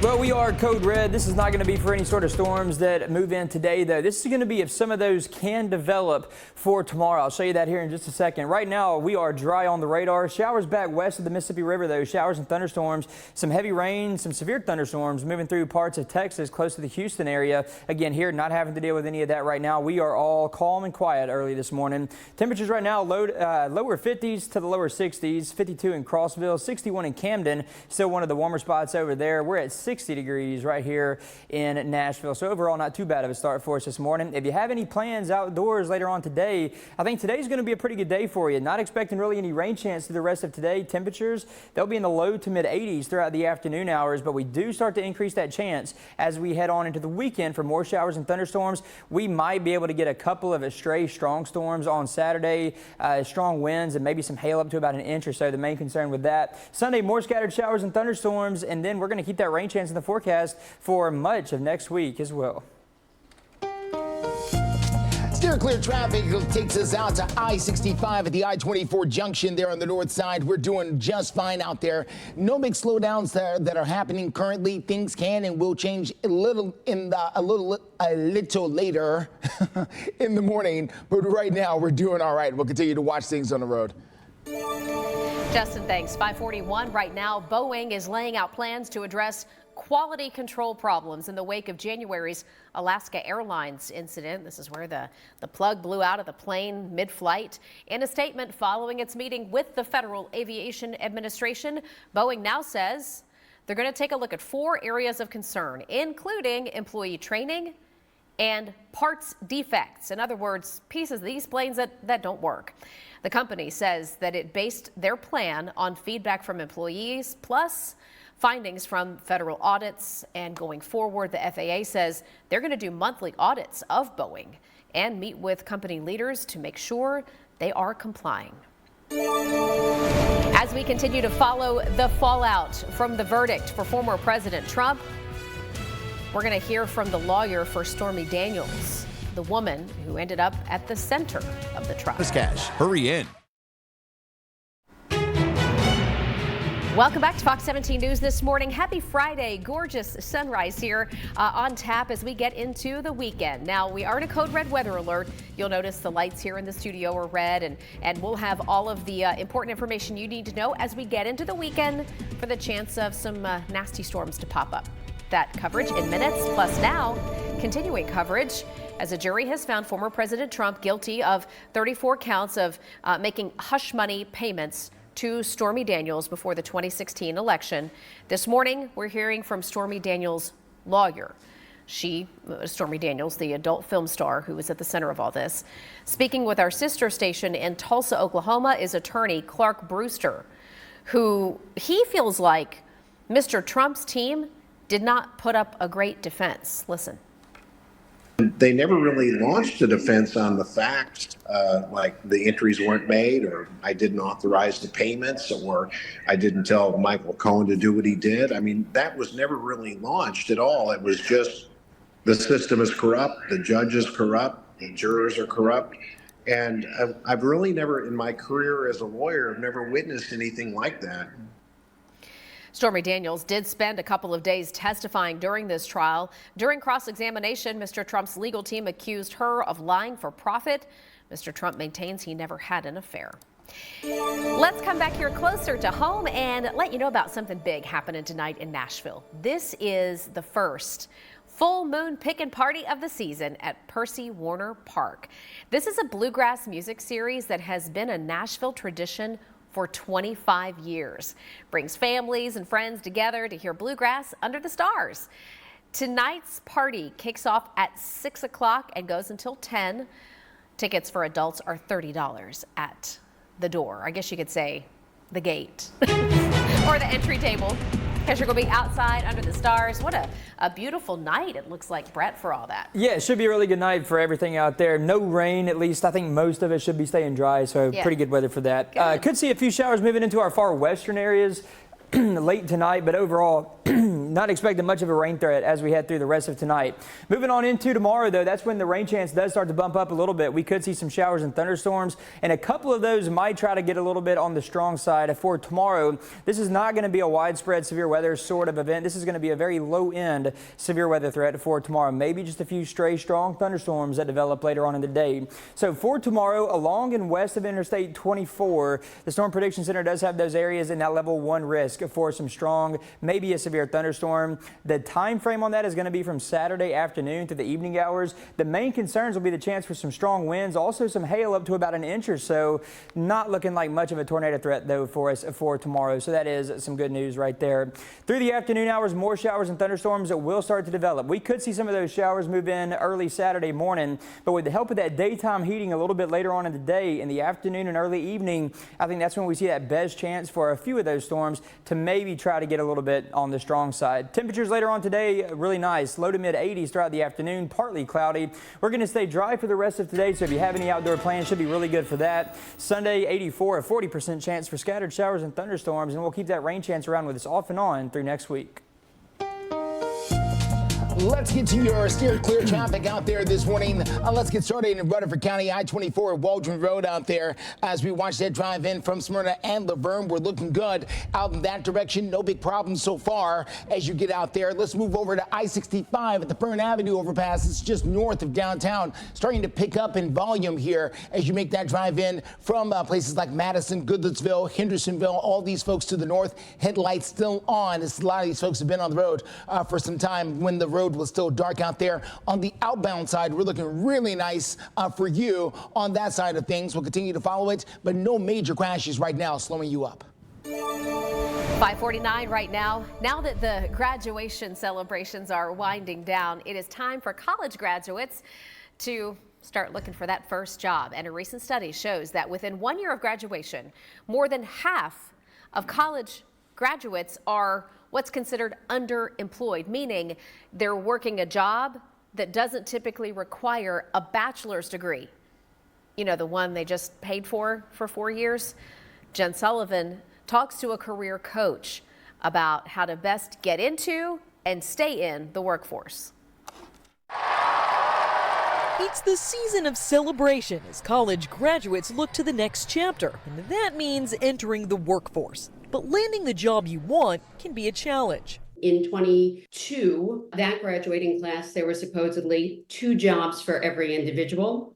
And now it's completely the inverse. There are 2 individuals for every job. Fran Barrick is a career coach for college students and started her own company, Spearmint Coaching. She says it could take 5 to 7 months for graduates to find a job in their field. It's very depressing just sort of submitting 100 applications, and hearing statistically you're going to hear back from 1 or 2. Her first tip is to build a profile of jobs you'd be interested in applying to.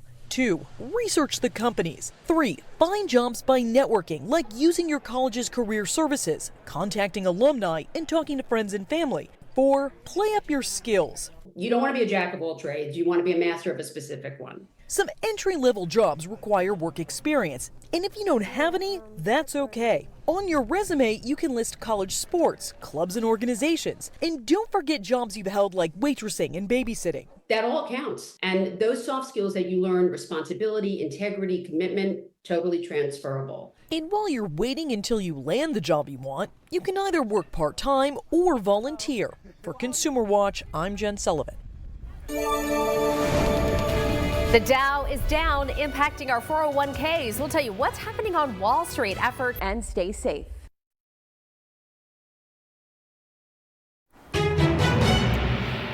Good morning.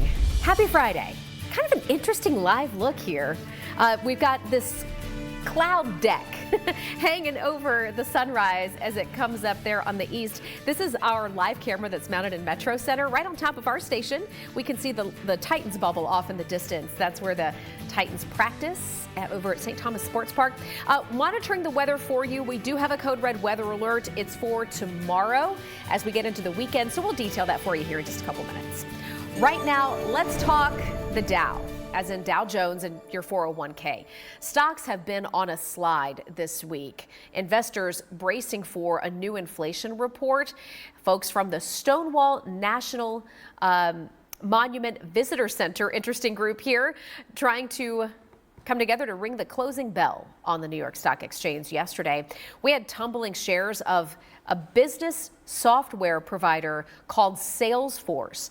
And that particular stock is what really weighed on the Dow yesterday. The economy is growing slower than previously expected. And part of that is due to the fact that the feds have said they're probably not going to cut rates this year. So today we're going to find out whether there's been any relief from inflation in April, expecting that inflation report. We also understand that, after we saw that record high on the Dow of, we got to that 40,000 mark about a week and a half ago, that things have been on a slide ever since. And we will be monitoring how things shape up. Opening bell happens right around 8:30 our time. So we'll keep an eye on that for you. Lava still flowing from a volcano in Iceland, but not as much activity as there was Wednesday when this thing fully erupted. This is a live look. Folks, this is a live look from Iceland of the eruption as it's happening now. This volcanic system reawakened, you could say, in December after it had been dormant for quite some time. And we have seen incredible shows of lava spewing ever since. One expert says that this eruption follows a familiar pattern. Let's listen. In the past, it's you've reduced the amount that's in there, but there's been a steady increase in the material refilling, if you like. And so we get to a stage where a threshold is reached where the magma can't be contained any longer in this, and it breaks out.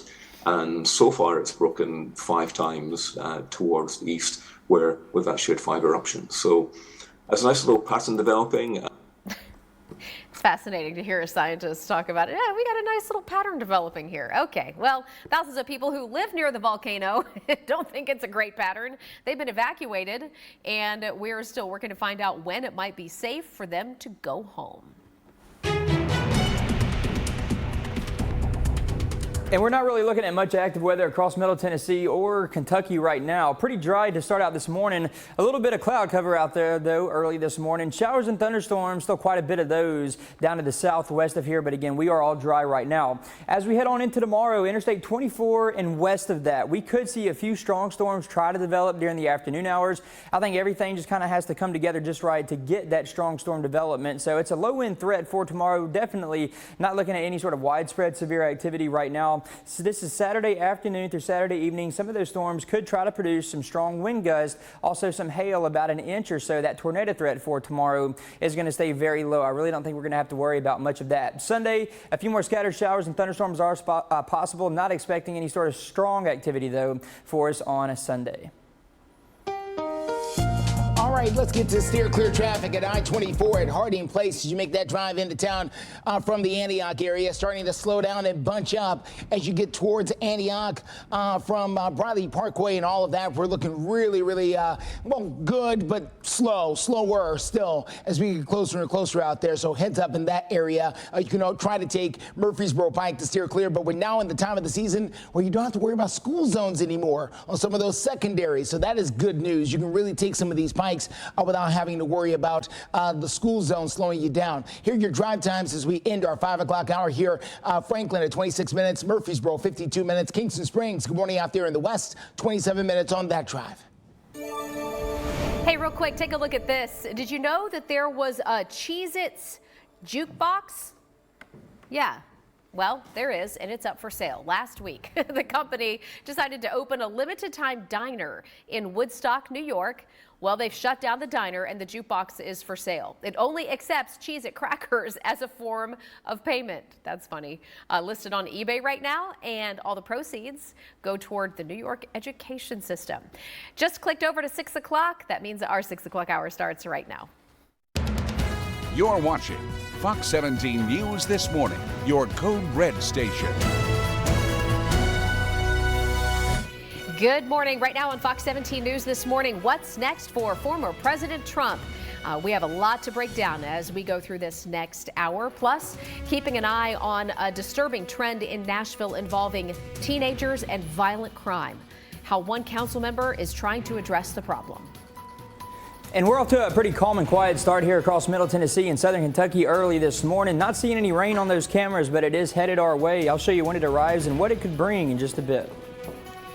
And a very good Friday morning to you. Thanks for starting your day with us here on Fox 17 News this morning. I'm Jennifer Waddell. Erica is off today. All right, let's get started with the big story of the morning. In case you missed it yesterday, a New York jury did find former President Donald Trump guilty of 34 felony counts of falsifying business records related to hush money payments before the 2016 election. Now, Mr. Trump and his team said from the beginning this whole thing was flawed. It was biased, including the jury. The 12-person jury in Manhattan found the former president not only illegally falsified some of those records, but did it to hide information about him that might have hurt his 2016 presidential chances. Now, with the verdict, Mr. Trump could face prison time, although that's not likely. And listen, his attorneys have already said they're going to appeal.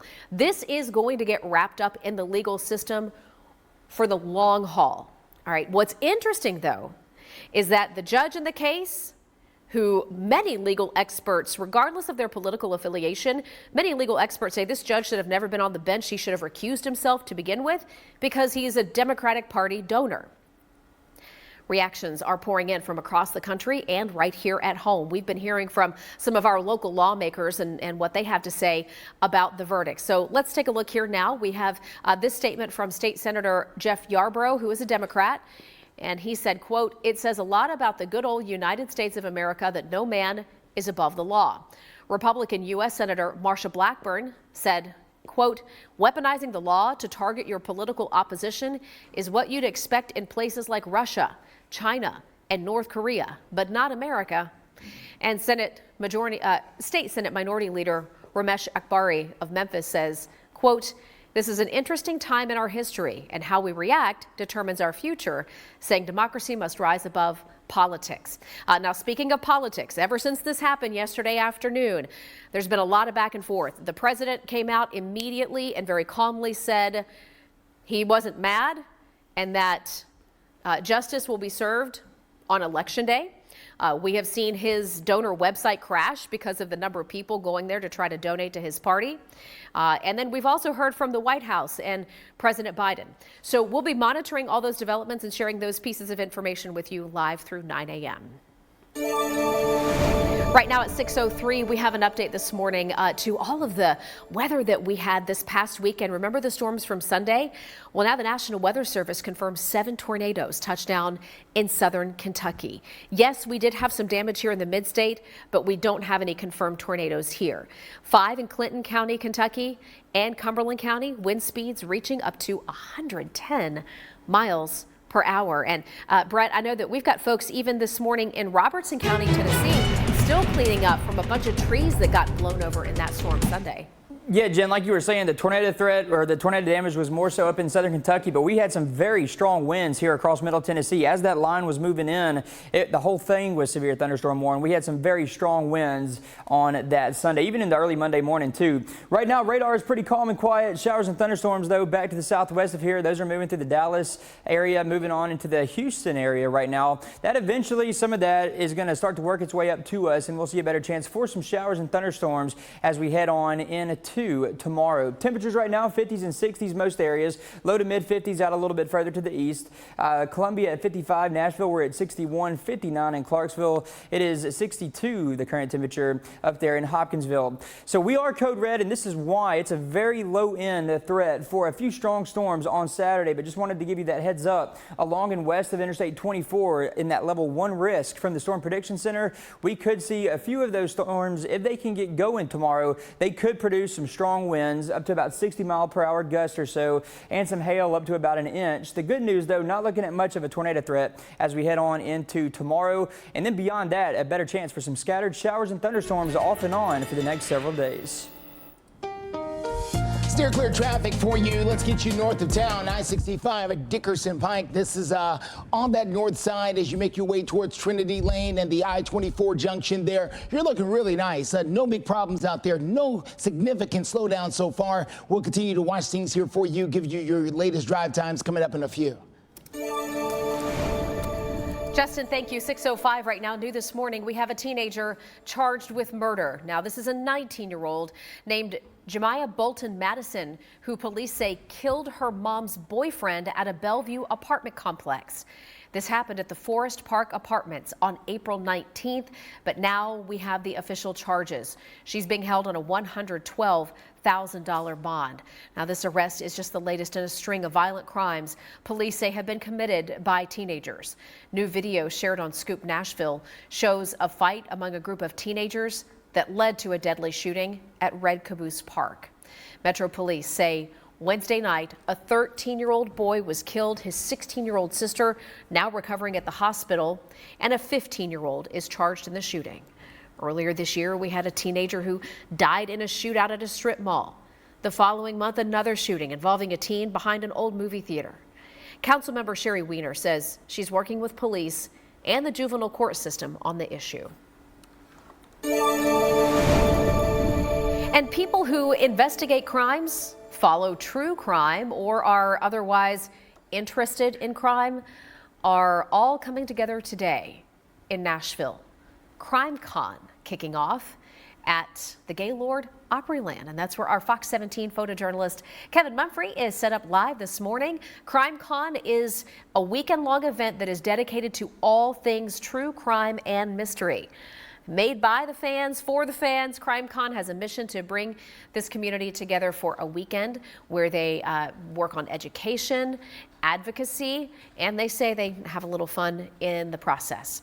People like John Walsh, Nancy Grace, the lawyers for Alex Murdaugh, and Gabby Petito's parents are all going to be there. So any of the high-profile crime stories that may have been covered in the headlines over the years will be talked about with these panels of folks who will be coming here to the Gaylord Opryland, and we'll be there for you with live updates through 9.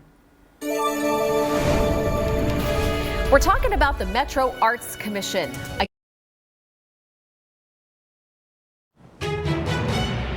6:10 is the time. Welcome back to Fox 17 News this morning. Live look there across the Cumberland River off into the east. The sun is up. A cloudy start so far. Brett Luna will be along to tell us when the rain could be pushing into Middle Tennessee. We've gone code red for our weather alert. The Metro Arts Commission, first of all, not the most exciting board that the city of Nashville has, but it's been the center of controversy for several months now. They've already removed one executive director. They've hired a new one. They're also in charge of more than $3 million of taxpayer dollars that is full of grants. These are grant dollars that they have to submit to artists and non-for-profits around the city to do arts programs, music and sculptures and other things. The problem is there's a lot of people who believe their process for handing out these millions of dollars in grants are deeply flawed. It's something they're working on now. Our staff has done an amazing job in identifying and encouraging and working with applicants to submit grants. That number has increased almost threefold. And so there's this imbalance in terms of the funds available and the request for support. So that's going to lead to some people being upset.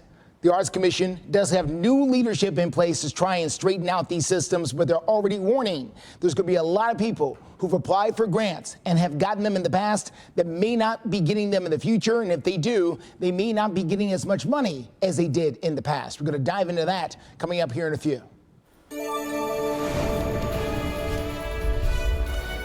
It is a nice start to the morning. A little bit of cloud cover out there right now. You can see the sunrise is still coming up. More showers and thunderstorms, though, on the way tomorrow. I'll have those details in just a bit. We're watching Steer Clear traffic. We got a car facing the wrong way on I-24 Bradley Parkway. Tow trucks in place. Looks like everybody's okay. We'll give you more details about this coming up in a few. Nashville.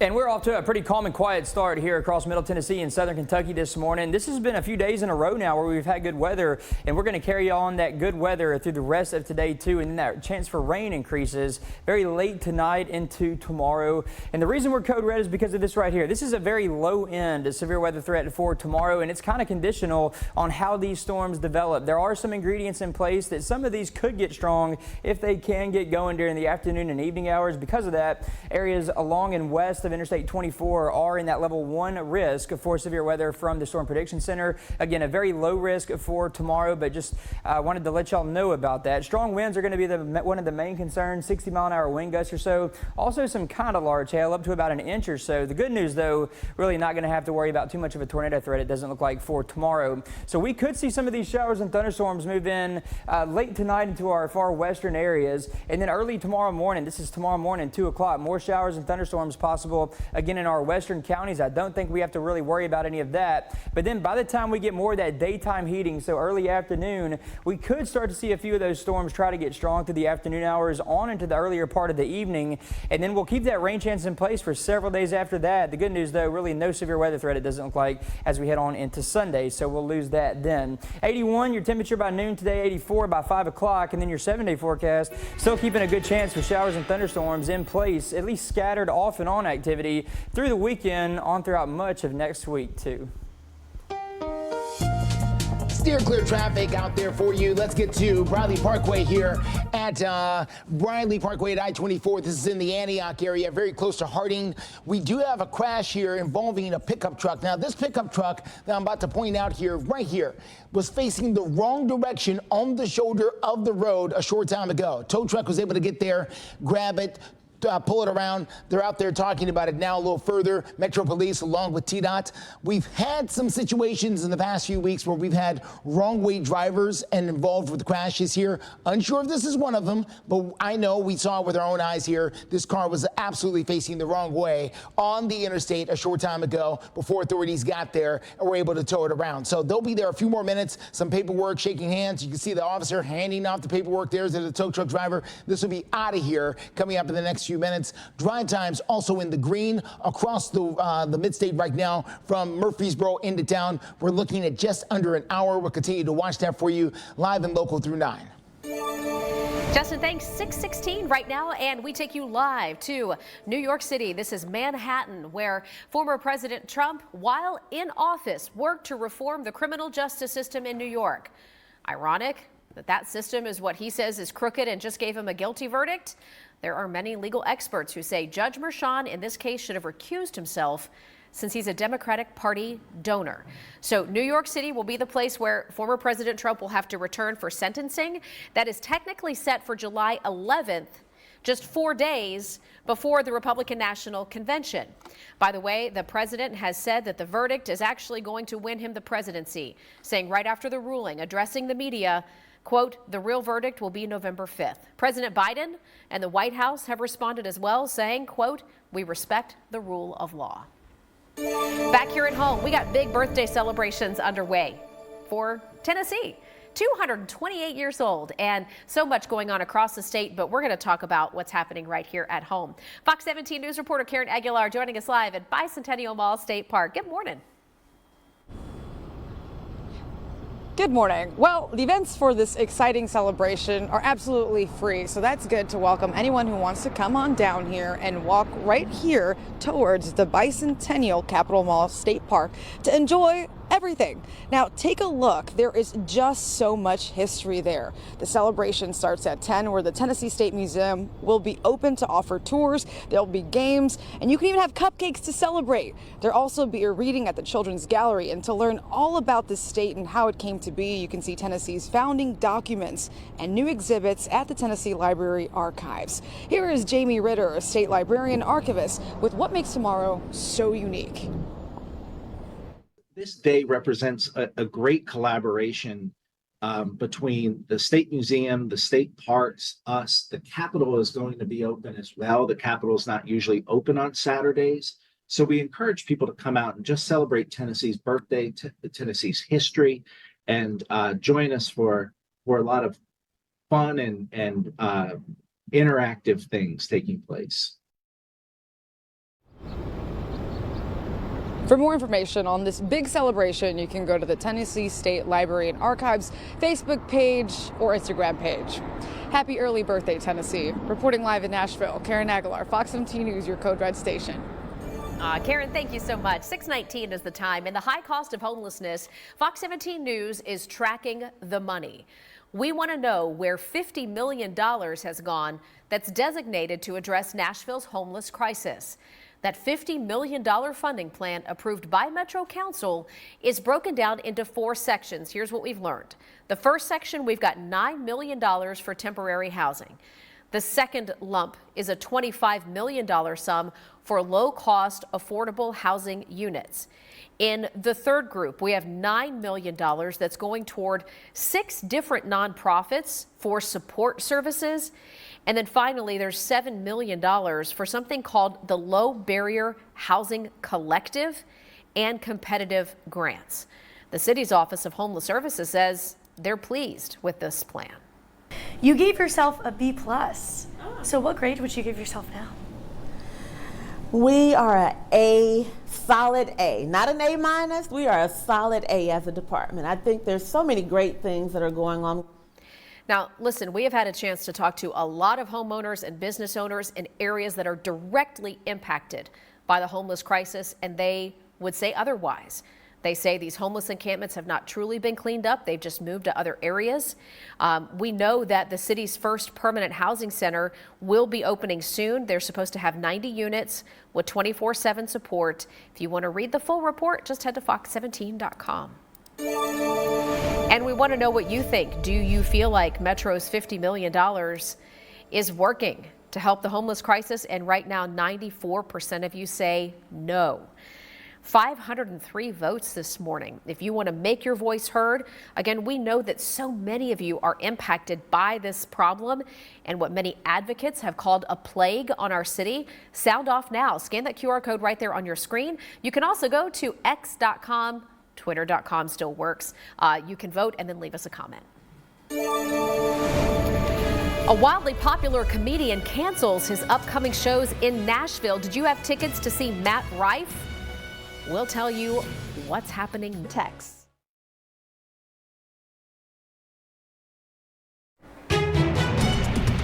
Good morning. Happy Friday to you. 6:24 is the time. We are in a code red weather alert for the weekend, but we want to give you kind of just a brief outline as to why. This is your weekend outlook. You can see for Saturday and Sunday, we do have a pretty good chance for showers and storms, mostly Saturday, but not ruling out the chance for Sunday. So showers and storms, the headliners for the weekend. A few stray strong storms for Saturday, and we're going to see that humidity ramp up. I know the last few days it's been so pleasant, low humidity, mild warmth, but things are going to change this weekend. So we'll dive deeper with Brett Luna, who is in this morning with us in your Code Red Weather Alert right now. All right, we want to get a check of your steer clear traffic out there. Let's get started at I-24. This is I-24 Briley Parkway. That's where we are clearing as we speak. The leftovers of a crash there involving a pickup truck that was going, or at least facing, the wrong way on 24 near Briley. You saw the Metro police officer just pull off there a few seconds ago, so that crash has now officially cleared. There goes the truck and the tow truck right there cruising along the shoulder of the road. They're going to move a little bit further down and eventually jump off somewhere, but this crash again is in the clearing stages. Well, maybe not. Okay. This is I-24 Briley, Metro Police, and sometimes this happens on live TV. They pulled up to something else here. Another truck here on the shoulder of the road. Unsure what that's about. We're finding out about it in real time with you. Looks like we've got a disabled vehicle there on the shoulder. Metro Police getting out of their car. Still got the green vest on. Never even took it off from the last scene. And is now rolling up to take a look at what this is. So we're going to take a closer look along with them, see what's happening at this scene 24 at Briley and Antioch, and give you more details as soon as we get them. New this morning, comedian Matt Rife has now canceled his upcoming Nashville shows due to, and I quote here, immediate health concerns. A post on the Facebook page for Ryman Auditorium, where he was supposed to do the show, says that the shows June 6th through the 9th have now been canceled. So if you had Matt Rife tickets for that show. The Ryman says you are going to be refunded. However you paid for your tickets, you're going to get an automatic refund to that form of payment. That'll happen within the next 30 days. They hope to announce a different date sometime soon. And what that means is basically you're going to have to go through the process of buying tickets all over again if you want to see Matt Rife here at the Ryman Auditorium. There's a new report out that shows the Biden administration rejected a deal that would have given them partial control over TikTok. Now, I remember reporting on this in 2022. This was in the headlines then. You may remember it. It was this compromise that TikTok brought to the table that they thought would help them avoid getting banned. TikTok is owned by a Beijing-based business, which means the Chinese Communist Party does have influence over it. ByteDance is the name of the group. The deal that was proposed back in 2022 would have given the U.S. government veto power over every person hired, and it would have given our federal government essentially a kill switch to shut down the app. But again, the Biden administration wouldn't approve this. Tennessee Senator Marsha Blackburn, a Republican, says the only option now is to cut off from China and the TikTok app completely. Why would we choose to do what TikTok has already done? And that is to give the government access. All right, so reminder, TikTok has until January 19th next year to divest to an American company or face a ban. Well, we continue to give you the updates this morning on the historic ruling involving former President Trump. You're watching Fox 17 News This Morning, your Code Red station. Good morning. At 6:31, the fallout after the verdict. How the president, former president, how voters, and even perhaps Wall Street are reacting to the news. We've got you covered live and local through 9 a.m. with all those details. Plus, we continue to track a string of violent crimes connected to the public transportation system here in Nashville. And now the mayor is sounding off. We'll tell you what Mayor O'Connell is doing in response. And it's a nice start for us here this morning. A little bit of a cloudy start, though. Not seeing any sort of rain going on the camera right now or on radar. So dry for most of the day, but showers and thunderstorms increase as we head on into tomorrow. More details on that in just a bit. Brett, thank you so much. We continue to bring you breaking news updates this morning here on Fox 17 News. I'm Jennifer Waddell. Erica's off, and the reactions continue to come in following the former President Donald Trump's criminal conviction in New York. It was a historic verdict, but the former president came right out of the courtroom yesterday and said the real verdict will be heard on Election Day. He's now criminally convicted. The jury of 12 ultimately saying that he tried to interfere with the 2016 presidential election by covering up payments made to Stormy Daniels, an adult film star. But how are voters reacting to the verdict? We've seen it online. We've seen the crashing of Mr. Trump's donor page with people who are now sending in their donations. Let's hear from folks right here in Nashville. I'm shocked. I really thought he was going to walk. I have real reservations on voting for a convicted felon, but I don't believe he's a convicted felon. I believe it'll be overturned. I believe the charges brought against him were misdemeanors and should have been pursued as such. He's not fit for office. I hope this turns the tide and more people realize. Lawyers for Mr. Trump have already said they will appeal. And listen, with the announcement of the appeal, which will already have started the process this morning, this could take months, if not years, to appeal the verdict. But we know the judge in the case, Juan Merchan, has set a sentencing date for July 11th. A lot of people say not coincidentally, that is just days before the Republican National Convention, where it is expected that former President Trump will be the Republican nominee. So monitoring all the developments as they come in for you. Right now, though, let's send it over to Code Red meteorologist Brent Luna. Brent, always good to have you here on the morning show. Good morning to you. Well, thank you, Jen. Always great to be here with y'all as well. You know, we are at Code Red today. We're Code Red today for tomorrow. We could see a few strong storms try to move in tomorrow. Not going to have to deal with any of that for today, though. We are all dry on radar. Most of the activity still staying down to the southwest of here. Current temperatures, they're in the 50s and 60s. 61 right here in Nashville, 59 in Clarksville. Crossville coming in a little bit cooler this morning, right at 50. So that level 1 risk for areas along and west of Interstate 24, everybody highlighted in that shade of green. This is a very low-end severe risk compared to what we could see this time of year here across Middle Tennessee. Saturday afternoon and evening will be the best time for any of these to get going if they can. Strong winds and some hail up to about an inch or so are going to be the main concerns with that. Not looking at much of a tornado threat right now for tomorrow. Temperatures are in the mid to upper 80s as we head throughout the next several days, and we'll keep a chance for off and on scattered showers and thunderstorms from Saturday through Thursday. All right, everyone, steer clear traffic. Let's take a look at the latest thing we're working on at I-24 Bell Road coming in from the Antioch area. We are dealing with a bit of a slowdown here around Bell Road. We were following something a little bit earlier there close to Bradley Parkway with a couple of disabled vehicles. Metro Police pulled up, took a look, decided to move on. Wasn't worth their time.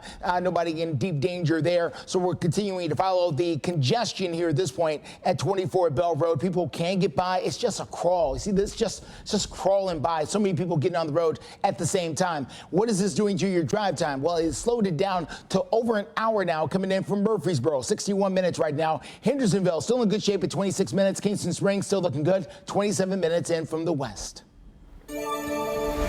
Justin, thank you. 6:35 is the time right now, and we have a lot planned for Nashville this weekend. And I know that's pretty much any weekend in Nashville, but there will be extra festivities to celebrate Tennessee's birthday.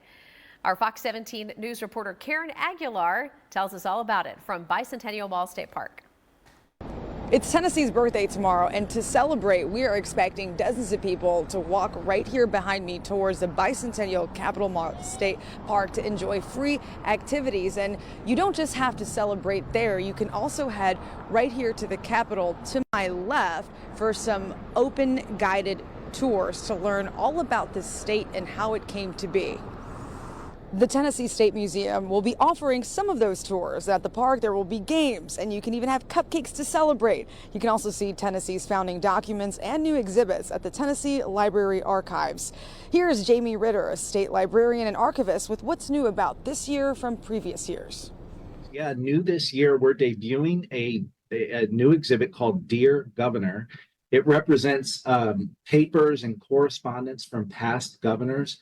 And it's really pretty exciting and interesting. You can look back through history and see when important decisions were made. The celebration kicks off tomorrow at 10 in the morning. Reporting here in Nashville, Karen Aguilar, Fox 17 News, your Code Red station. Thanks, Karen. Working to make passengers feel safe. Boeing said to be going through an overhaul right now, making sure their planes are safe for all of us who choose to fly. We'll tell you about new plans in minutes. Plus, as we give you a couple different live.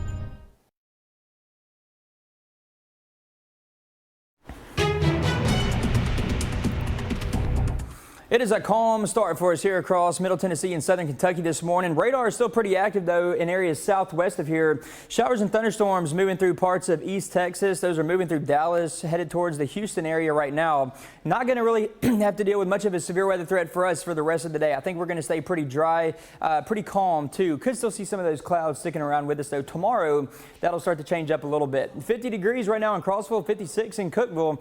We're at 59 in Dickson. It's also 59 for the current temperature up there in Clarksville. So overall, not too bad of a start to the morning for you.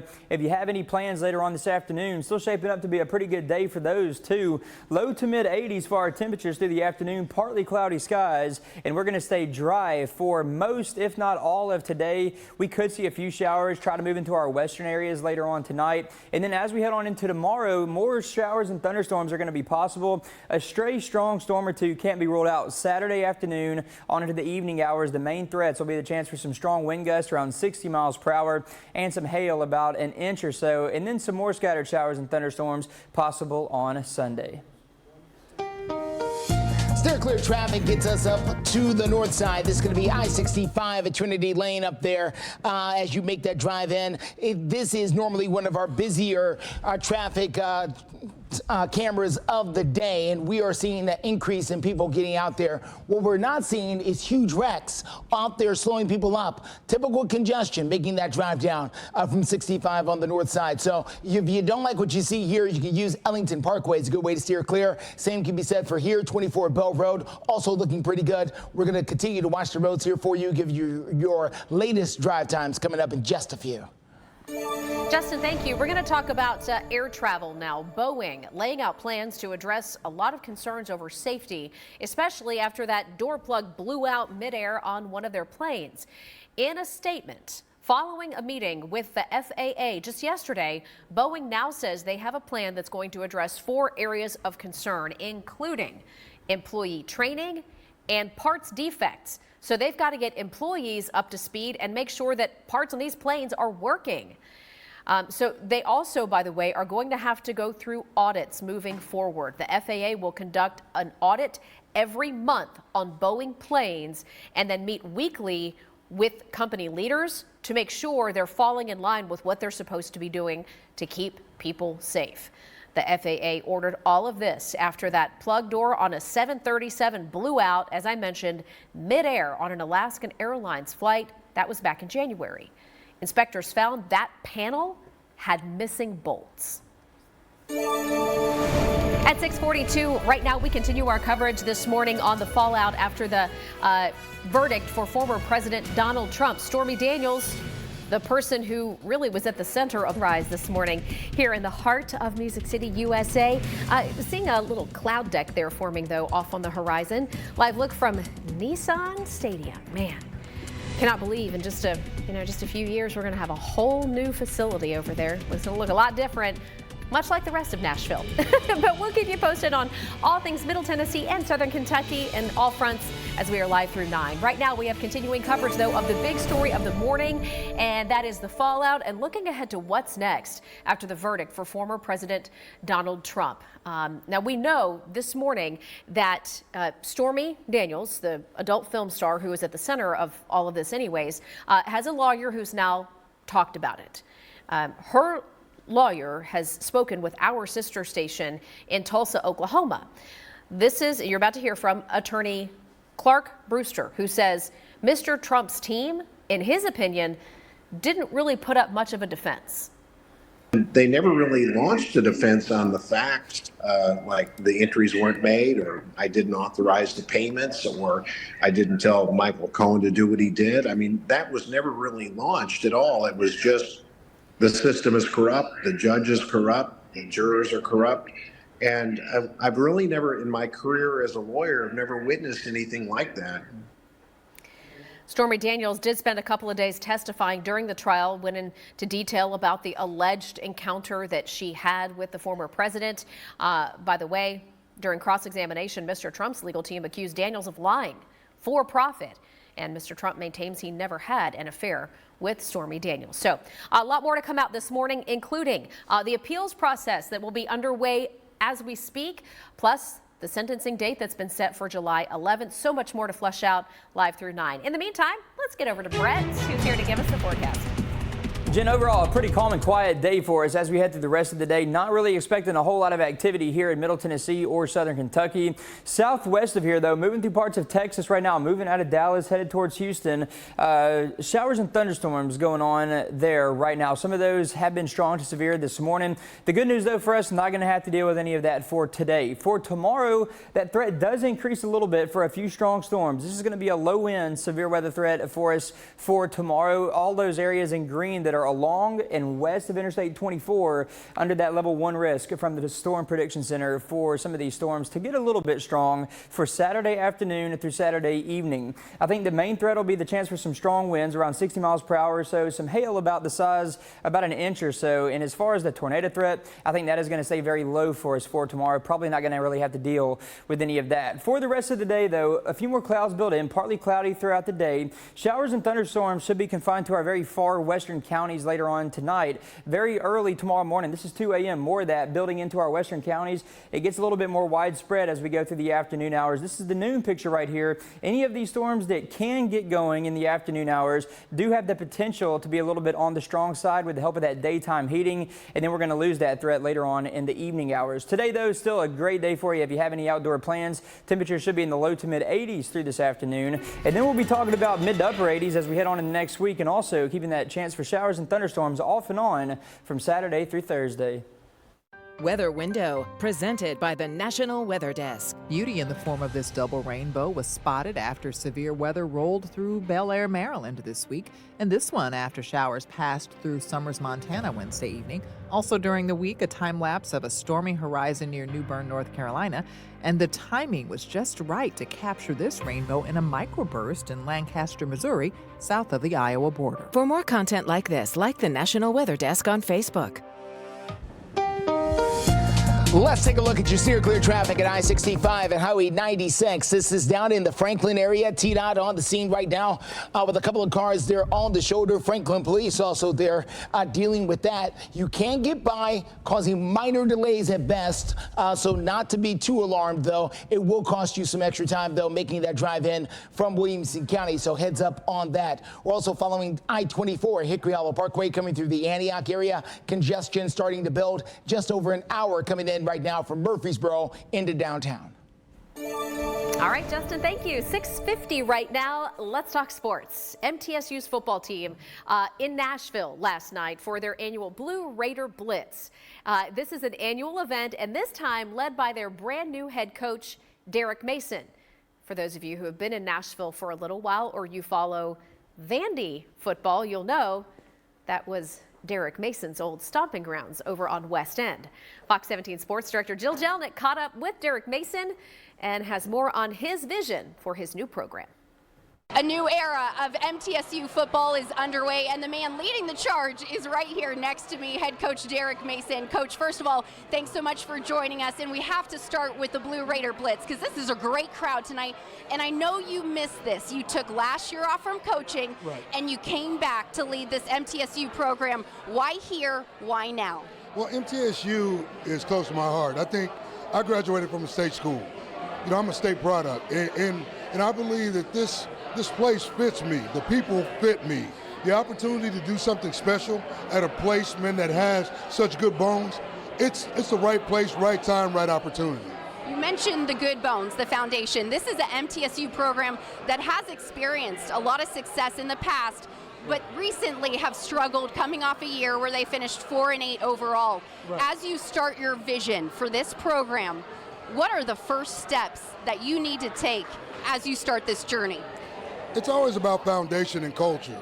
You know, you don't move a program forward working from the outside in, you work from the inside out, right? So it starts with staff, people, players, your roster, and then what you do is what we've been doing. We talk about blue collar. You know, every day's a job interview. So we walk into the workspace, and all we look to do is get 1% better. It's about making sure that we invest in people. It's about how you make people feel. Do they know your program? Do they love your program? You know, why should they come see you? Why should they support you? And we feel like MTSU is like App State. It's like being in Boone. It's like being in Boise, right? I mean, we sit in a place where we have unique surroundings, but we're in a place where we are uniquely MTSU. And that's what I love about this place. It's authentic, it's truly blue, and we feel like our program is not far away.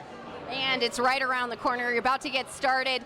MTSU era with Coach Mason gets underway August 31st when they open up at home against Tennessee Tech Golden Eagles. And Coach, we're excited to see this new era get underway. Thanks so much for joining us. That's two of us. Go Blue. All right, they're excited there at Middle Tennessee State University. Right now, 6:52, and you may not have realized this, but hurricane season starts tomorrow. We're going to take a look inside the process for hurricane hunters. Really cool stuff there. Plus, you know, a lot of restaurants are now ditching what became a pandemic staple, you know, having to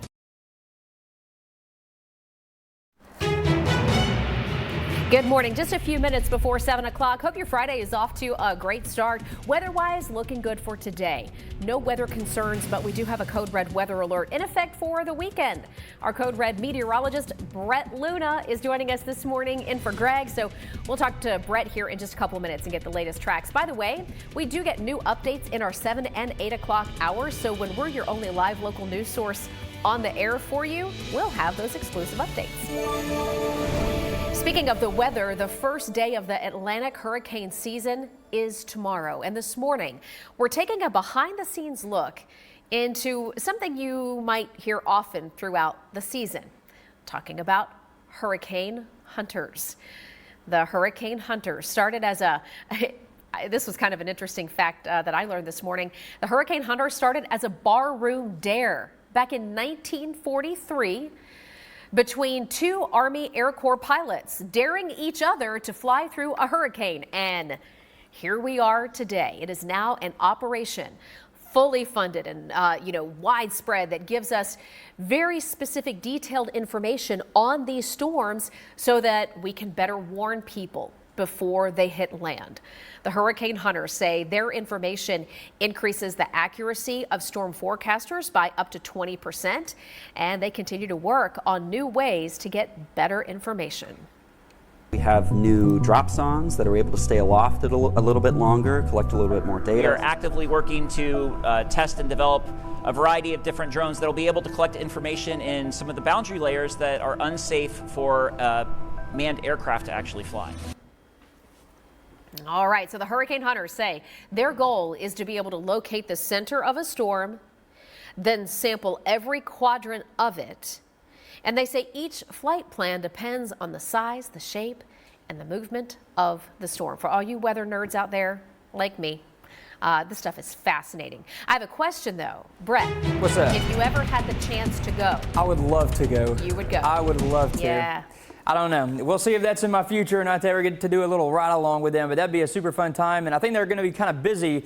At least it's looking like that way as of right now. It could be above active hurricane season for us. That goes from June 1st through November 30th. Showers and thunderstorms still in the southwestern part of, or southwest of here in the eastern edge of Texas. Those are moving out of Dallas, headed into Houston right now. No severe weather for us today, and I think we're going to stay mostly dry for the rest of the day too. Areas along and west of Interstate 24. This is for Saturday in that level 1 risk. We could see a couple of storms try to get strong during the afternoon and early evening hours. Those could create some strong winds around 58 miles an hour or so. Hail up to about the size of an inch. Overall, though, not a widespread severe weather event for us tomorrow. Just a few storms, stray strong storms going to be possible for us as we head throughout tomorrow afternoon and evening. Moving on into Sunday, a chance for showers and thunderstorms sticks around with us. I don't really think we're looking at much of a severe threat, though, as we head on into Sunday.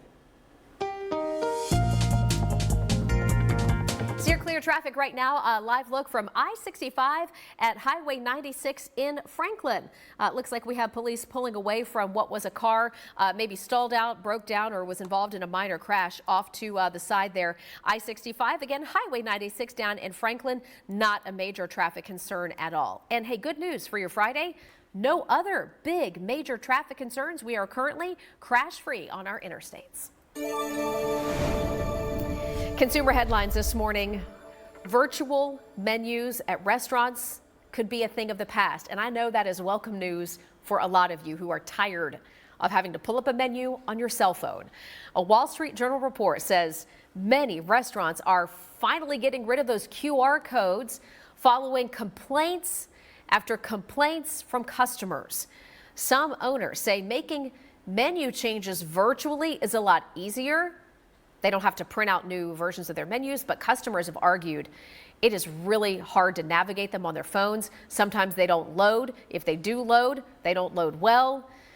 Physical menus are making a comeback, and some restaurants will be keeping QR codes just to show to show extra specials or things like that. But don't be surprised if your favorite restaurants start ditching those QR codes and bring back the old-fashioned menus.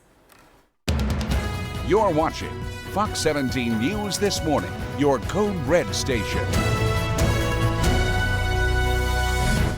Good morning at 7 o'clock on the dot. New this morning, Tennessee getting ready to celebrate a big birthday. What's in store for Nashville over the weekend? And a little bit of a cloudy start for us here this morning. Not seeing any rainfall right now, though. As we head on into the weekend, showers and thunderstorms will be possible. I'll show you what you can expect and when in just a bit. Steer clear traffic took us out to I-65 and Highway 96. We were dealing with a crash out there that police just cleared a short time ago. We're going to bring you back into town at 24 near Hickory Hollow to tell you about some of the slow goes into town. Thanks so much for starting your Friday with us here on Fox 17 News this morning. Glad to be here for you. I'm Jennifer Waddell. And I am Justin McFarland. Erica Glover does have this day off, but Fox 17 News is still with you with your live and local news from now until 9 o'clock. And that includes our code red weather alert. Brett Luna is here for Grant to tell us exactly when this rain could push in. Yeah, Justin, not expecting any of that this morning or today. This is really going to be a tomorrow thing, and it's not going to be a widespread severe weather event for us, so that is some good news. Just a few stray strong storms going to be possible later on tomorrow. Right now, the bulk of the activity is still down to the southwest of here. We are calm on radar, a little bit cloudy, though. Temperatures right now in the 50s and lower 60s, depending on where you're at. 62 in Nashville. Crossville at 56, 58 in Cookeville, 59 down in Tullahoma. We're at 59 in Dickson as well. 61 the current temperature in Clarksville. So here's that severe weather threat that I'm talking about. Areas along and west of Interstate 24 in that shade of green. That's that level 1 risk for a few strong thunderstorms to develop. The main threat for that will be tomorrow afternoon on into the evening hours. Strong winds around 60 miles an hour or so and hail about an inch are the main threats. That tornado threat is going to stay very low for tomorrow. Don't think we're really going to have to worry about much of that. Temperatures are in the low to mid 80s through the rest of this afternoon, shaping up to be a really good day for you if you have any outdoor plans. Again, that rain chance is really going to hold off until tomorrow morning, mainly tomorrow afternoon. 80 degrees the high for tomorrow, 84 on Sunday, and then we're in the mid to upper 80s Monday through Thursday. Steer clear traffic for you this morning here on your Friday. Let's take a look at I-24. This is at Hickory Hollow Parkway in the Antioch area. We're doing okay on that particular drive. No big slowdowns in either direction out that direction. Certainly good to see. We're looking at other places, including I-40 here at Fesser's Lane. This is just east of downtown. We're doing okay out that direction as well. Typical congestion for this time of the day, but no major accidents out there on the roads. So we'll continue to follow things, let you know how they do with steer clear traffic live and local with you through 9. A big story that we're following here on this Friday morning is an update to the breaking news from yesterday morning. New video from Scoop Nashville shows the fight that broke out before the deadly shooting at the Red Caboose Park in Bellevue. Fox 17 News' Karen Aguilar joins us live there right now to tell us exactly how this shooting falls under a much broader issue that the city is facing. Well, we've seen in reported shootings across Nashville involving teens that unfortunately end up deadly, like the one that we just saw here on Wednesday, where police say a 13-year-old boy, Aiden Hayes' life was taken suddenly right in this parking lot in front of Red Caboose Park. And you can see right here that there are a ton of flowers in memory of him. Some of these cards to his family, who is certainly still grieving over the loss of their son. It's not easy for a family to have to deal with this. And of course, this is just one of the many crimes that we have been seeing, and community members just want this to stop. Police, back to that shooting from Wednesday night, police saying that it all started from a fight that broke out right here to my left. And I want you to take a look at that video by Scoop Nashville. You can see a girl throwing down her sandals and punching another girl, with other girls joining the fight. It became a brawl with multiple girls before the camera shuts off. Don Aaron with the Metro Nashville Police Department says after the fight broke out between the girls, someone pulled out a gun and shot the 13-year-old boy, Aiden Hayes. He was found on the pavement when they arrived, taken to the hospital, and later died. Don Aaron says a 16-year-old sister was also tragically shot, but is recovering. The district council member reacts to the shooting. Children on children, children killing kids, there's something wrong. The suspect is now in custody, and he has been identified as DeAnthony Osasosifo. And this is just, again, another call to action by community members who want to stop the gun violence. The council member saying that this isn't an overnight solution this is not an overnight problem that can be fixed, but there needs to be a long-term solution, and they are looking into that. Reporting live here in Nashville, Karen Aguilar, Fox 17 News, your Code Red station. Thank you, Karen. We appreciate it. 7:05 is the time. And happening today, a celebration of life is now planned for a Page High School graduate that was killed in a shooting last weekend. The Franklin Police Department say that Lily Basil was shot on Saturday, the day after her high school graduation. Just tragic. Today's celebration of life ceremony is set for 11:30 at Rolling Hills Church. A Light the Night vigil is also planned for tonight at Page High School. Well, happening tomorrow, the state of Tennessee is celebrating its 228th birthday. And you still look good, Tennessee, don't you worry. 228th birthday, including at the Bicentennial Park right here in Nashville. Yeah, a lot going on. I mean, listen, there's always stuff happening in Nashville as we're getting ready for example, CMA Fest. But this weekend, lots of family-friendly events kicking off at 10 o'clock tomorrow morning. The Tennessee State Museum will be open for tours, story time, games. They're even going to have some treats out there for you to eat. Celebrating Tennessee's original 3 constitutions. They're on display, and that doesn't always happen. They don't always roll all of them out for you, but they you keep can those see tucked them. away. Yeah. Tennessee State Librarian and Archivist Jamie Ritter says this is a one-of-a-kind day for Tennesseans. These things only exist here. So I think if people can get out here and experience this, it really brings history to life. Now, you can read a lot more about this coming up here on our website at fox17.com. You can read more about Tennessee's birthday. The Metro Arts Commission is in charge now of giving away more than $3 million worth of grants. They do this about every year, but a lot of artists feel like they're not getting their fair cut of these particular grants. So in minutes, Justin is going to break down how the Art Commission is working to reform the way they give out that money. 7:09 is the time, and the Metro Arts Commission has been a center of controversy now for the last several months. They've already had to remove one executive director. They've already hired a new one. They're also in charge of $3 million of your taxpayer dollars that they give away in grants to different artists and non-for-profits around the city in order to promote art, music, sculptures, anything you could think of that falls into that category. But the process for handing out that kind of money is deeply flawed, according to the artists themselves. A lot of them have complained about not getting paid for some of the work that they have done.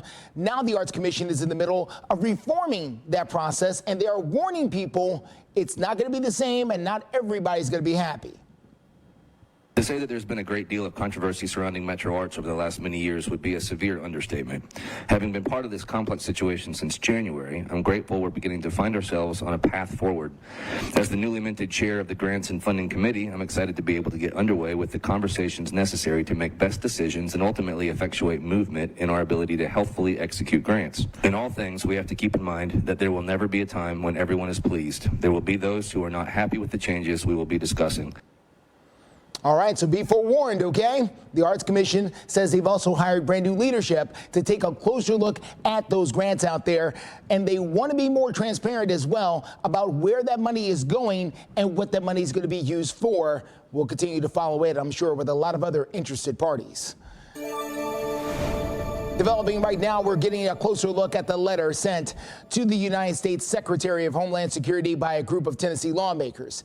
It addresses an undocumented migrant charged with attacking a woman in Nashville. Now, this letter states that lawmakers expressed their outrage with the Homeland Security Secretary, Secretary Mayorkas there. You can see it signed at the bottom by several people. They say it's addressing their concern as far as the failure to secure our southern border and protect citizens of our country. Now, back on May the 17th, Metro Police say that Nelson Ortiz Ramirez groped a woman at a business in the Gulch here in Nashville. Lawmakers say that Ortiz Ramirez was in the country illegally. They say the attack could have been avoided.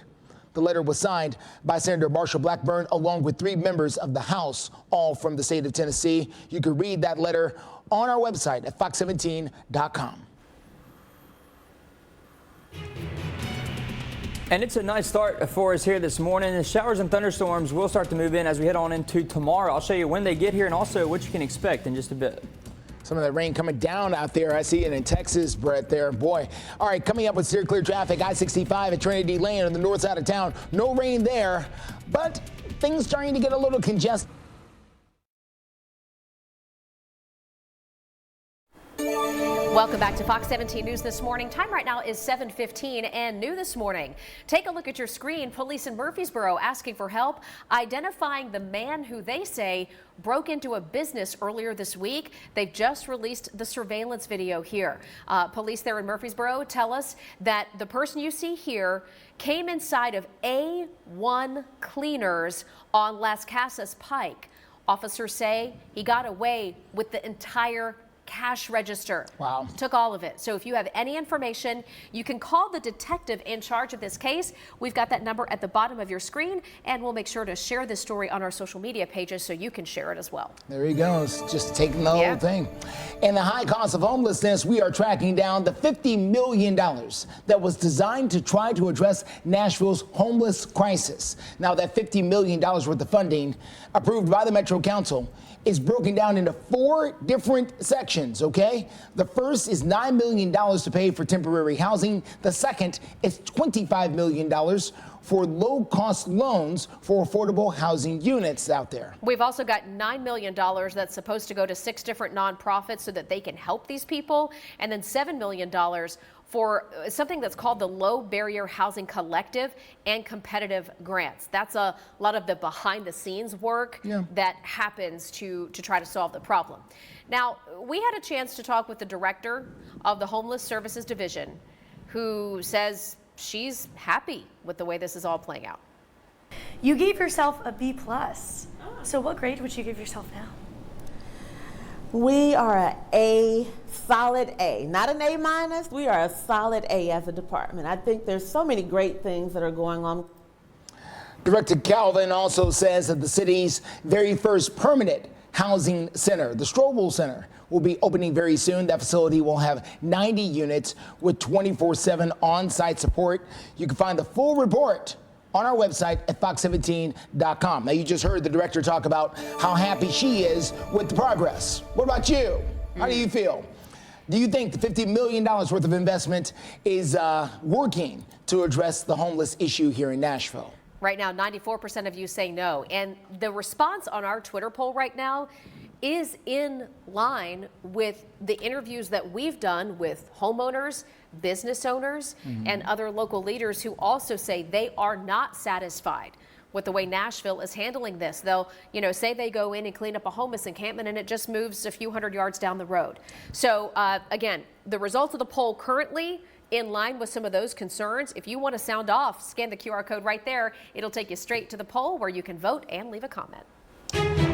7:18, let's talk about the weather out there. Let's get to Brent Luna. He's in for Greg. We've got the lights red here. Why? Yeah, and today was one of those days where I was like, should we do it? Should we not? But we just went ahead and did it, just kind of give the heads up. Okay. A low-end severe weather threat for tomorrow. Not going to be anything too bad for us, but we could see a couple of storms that do try to get strong. The main concern, it looks like now, is going to be the chance for some strong winds with some of those storms for tomorrow. Wind gusts around 60 miles per hour. So right now, though, it is very nice and quiet here across Middle Tennessee, and that's how it's going to stay throughout most of the day. We will start to see more clouds move in as we head through the next several hours, but overall, no rainfall. A level 1 risk in effect for all those areas along into the west of Interstate 24. That's from the Storm Prediction Center right there. So any of those storms that develop during the afternoon, at least a couple of them, could try to get a little bit on the strong side. The main concern will be the chance for some strong winds. I don't think we're going to have to worry about much of a tornado threat at all for tomorrow, so that is at least some good news with that right there. As far as any rain goes for the rest of today, not really looking like much of it. The only exception to that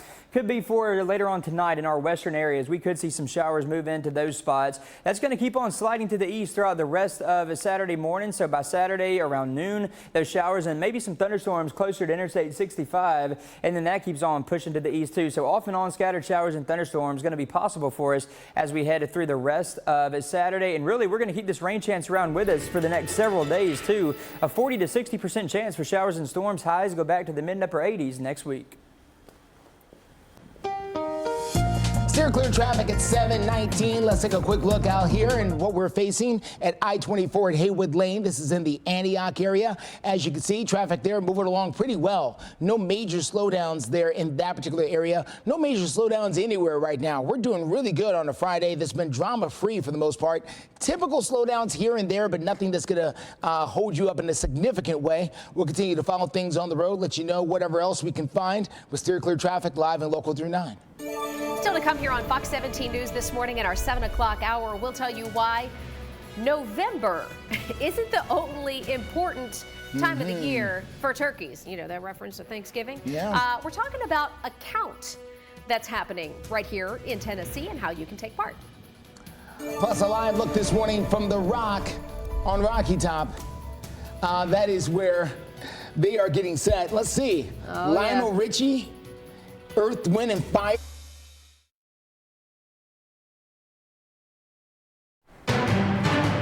Breaking news this morning, those in Mr. Donald Trump's inner circle say he is defiant and ready to fight after losing his New York hush money trial and technically becoming a convicted felon, although the appeals process is already underway.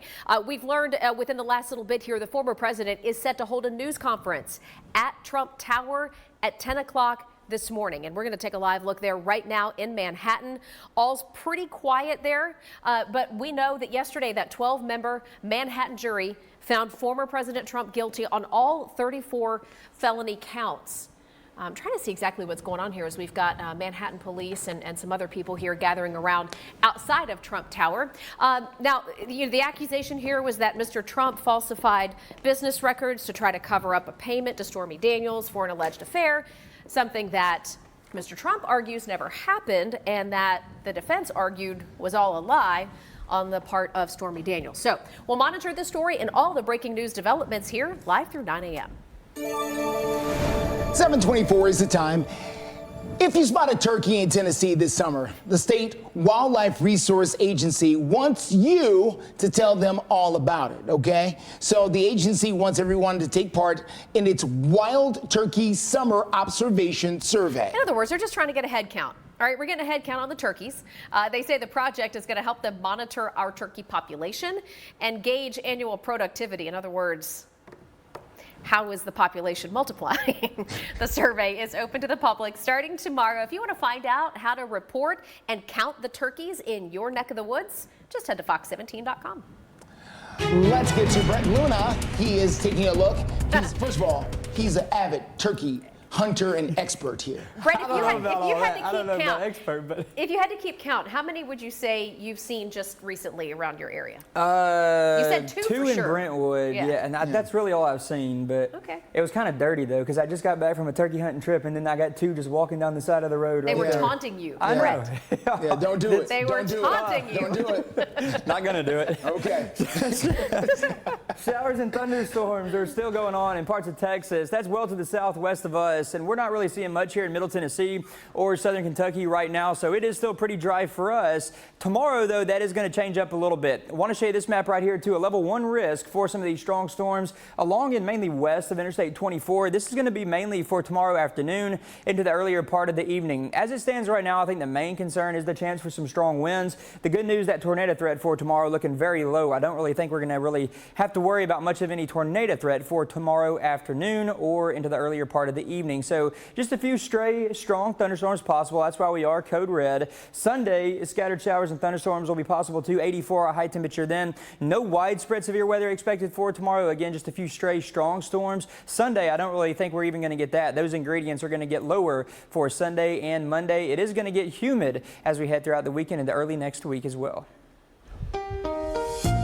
Steer clear traffic gets us to I-24 Hickory Hollow Parkway. As you make that drive out there this morning, we are doing just fine. Excuse me, Old Hickory Boulevard. Let's go there. Hickory Hollow Parkway is about 3 miles from here. This is Old Hickory Boulevard in Antioch in the King Ridge area, where traffic is looking really, really nice and light out there so far this morning. No big problems. You will run into some slowdowns as you approach through Antioch, but right now, these are really good drive times. Mount Juliet, 30 minutes. Murfreesboro, just over an hour, 29 minutes. Coming in from Hendersonville, could not ask for better for this time of the day. Looking good. And at 7:27 right now, continuous crimes involving teenagers. Fox 17 News reporter Karen Aguilar has reaction from the community in moments. Weather threatens. You're watching Fox 17 News This Morning, your Code Red station. Well, now on Fox 17 News This Morning, Metro Nashville paying millions of dollars in settlements and legal fees to people who are suing them. We're going to tell you what's behind that hefty price tag in just a few moments. And it's a pretty nice start for us this morning. We are going to see some of those clouds stick around with us. Not seeing any rain on that camera right now, and we should stay dry most of today, but more storms on the way for us this weekend. More details on that in just a bit. And we know traffic is a big topic every morning for you. How's your commute shaping up? Justin's going to tell us, and steer clear traffic in just a couple minutes. Thank you for joining us here on Fox 17 News This Morning, just after 7:30. I'm Justin McFarland. And I'm Jennifer Waddell. We're glad to be your live local news source, always here for you through 9 a.m. You might have noticed the lights behind us are red this morning. This is for a code red weather alert that we have now issued for your weekend. Let's send it over to Brent Luna, who is in this morning to give us all those details. Yeah, and Jen, I think that's kind of the main reason that we're going to go ahead and do this code red thing for tomorrow is because it is the weekend. If you have any outdoor plans this weekend, just want you to be aware of anything that could pop up. This is not going to be a widespread severe weather event for us for tomorrow. Just a few stray strong storms will be possible, though. The bulk of that activity right now is to the southwest of here, so it is calm and quiet for us this morning. Overall, a really nice start to the morning. Temperature is not too bad for you either. Later on tomorrow, though, a level 1 risk for areas along and west of Interstate 24. This map from the Storm Prediction Center, that shade of green right there is that level 1 risk. We could see a few of those thunderstorms try to get strong tomorrow afternoon into the earlier part of the evening. Strong winds will be the main concern. I don't really think we're going to have to worry about much of a tornado threat, so that is some good news with any of those storms that can get going for tomorrow afternoon. Today should be a really nice day for you, though, if you have any outdoor plans. We should stay dry nearly all day long. Could see a few showers in our far western counties. That's about it, though. Temperatures for the next few days up and down a little bit. We're at 80 on Saturday, mid 80s Sunday, and then we'll go to the mid and upper 80s Monday through Wednesday. All right, let's get to your steer clear traffic out there this morning. Let's start on the north side here, 65 at I-24 at the junction. You can see traffic is moving there, but moving slowly. Things are packed up as you make that drive in from the north side. Hendersonville, Goodlettsville, Madison, and all the villas to the north, part of that drive. So you can try to use Ellington Parkway if you don't like what you see here in order to make that drive in. We're also following things at I-40 at Festers Lane. This is over on the east side. Traffic also a little congested there. The good news in all of this, no major accidents out there on the interstates, at least, that will slow you down this morning. At 7:32, Fox 17 News is taking a closer look at some new video released by Scoop Nashville that shows a fight that broke out right before the deadly shooting Wednesday at the Red Caboose Park in Bellevue. Fox 17 News' Karen Aguilar shows us exactly how the community is reacting to this act of violence. Good morning. You can see that flowers are laid out here for 13-year-old Aiden Hayes, who police say was shot right here in this parking lot of Red Caboose Park on Wednesday. And they say that he was taken to the hospital where he later unfortunately died. His 16-year-old sister also being hit by gunfire, and she is now recovering. Police say that it all started because of a fight that broke out right here in this corner behind me. The video by Scoop Nashville capturing the fight. You can see a girl throwing down her sandals and running to punch another girl, with other girls joining the fight. It became a brawl with multiple girls before the camera shuts off. Police say after a fight broke out between the girls and some teens, someone pulled out a gun and shot Hayes and his older sister. Former police officer Ken Alexandro tells us how we can potentially stop the gun violence. Ultimately, it starts in the home with having supervision and praying over our kids, because that's the only thing that's going to stop this is changing the culture. We've reported an uptick of teen crime in this area, and we asked this district's councilwoman what she plans to do about it. And she tells us that this isn't a problem that can be fixed overnight, but is looking for a long-term solution. Reporting live here in Nashville, Karen Aguilar, Fox 17 News, your Code Red station. All right, Karen, thank you very much. At 7:34, a nonprofit government watchdog group called OpenTheBooks.com has found that in the last year, Metro Nashville paid almost $7 million in settlements and legal fees to people or groups that sued them for a variety of reasons. So for the latest on this, let's get to Rachel O'Brien with OpenTheBooks.com. She's got a look at exactly how this is happening. And Rachel, exactly how many suits were there and where are these payouts?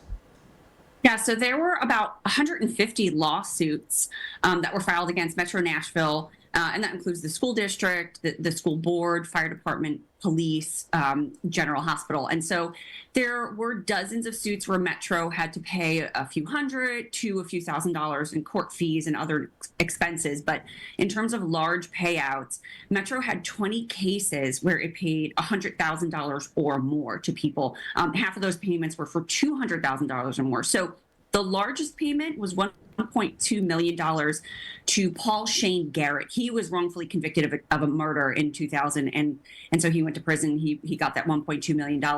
A police officer sued the department for sexual harassment.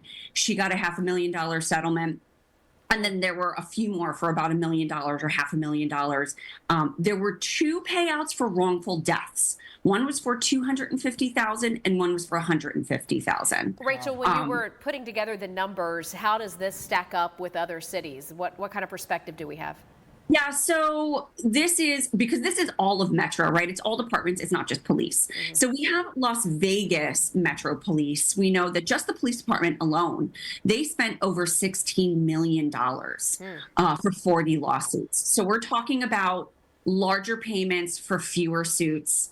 They had one payment that was almost $2 million to the family of a person who died in police custody. And when you look at larger cities like LA, New York, they pay tens of millions of dollars every year. All right, Rachel O'Brien with OpenTheBooks.com. We appreciate it, Rachel. Thank you so much. Well, we have another teenager charged with murder in Bellevue. We're going to tell you what police say happened in this case up next. And Fox 17 News is your only live local news source through 9 a.m. We've got your weather and steer clear traffic updates every few.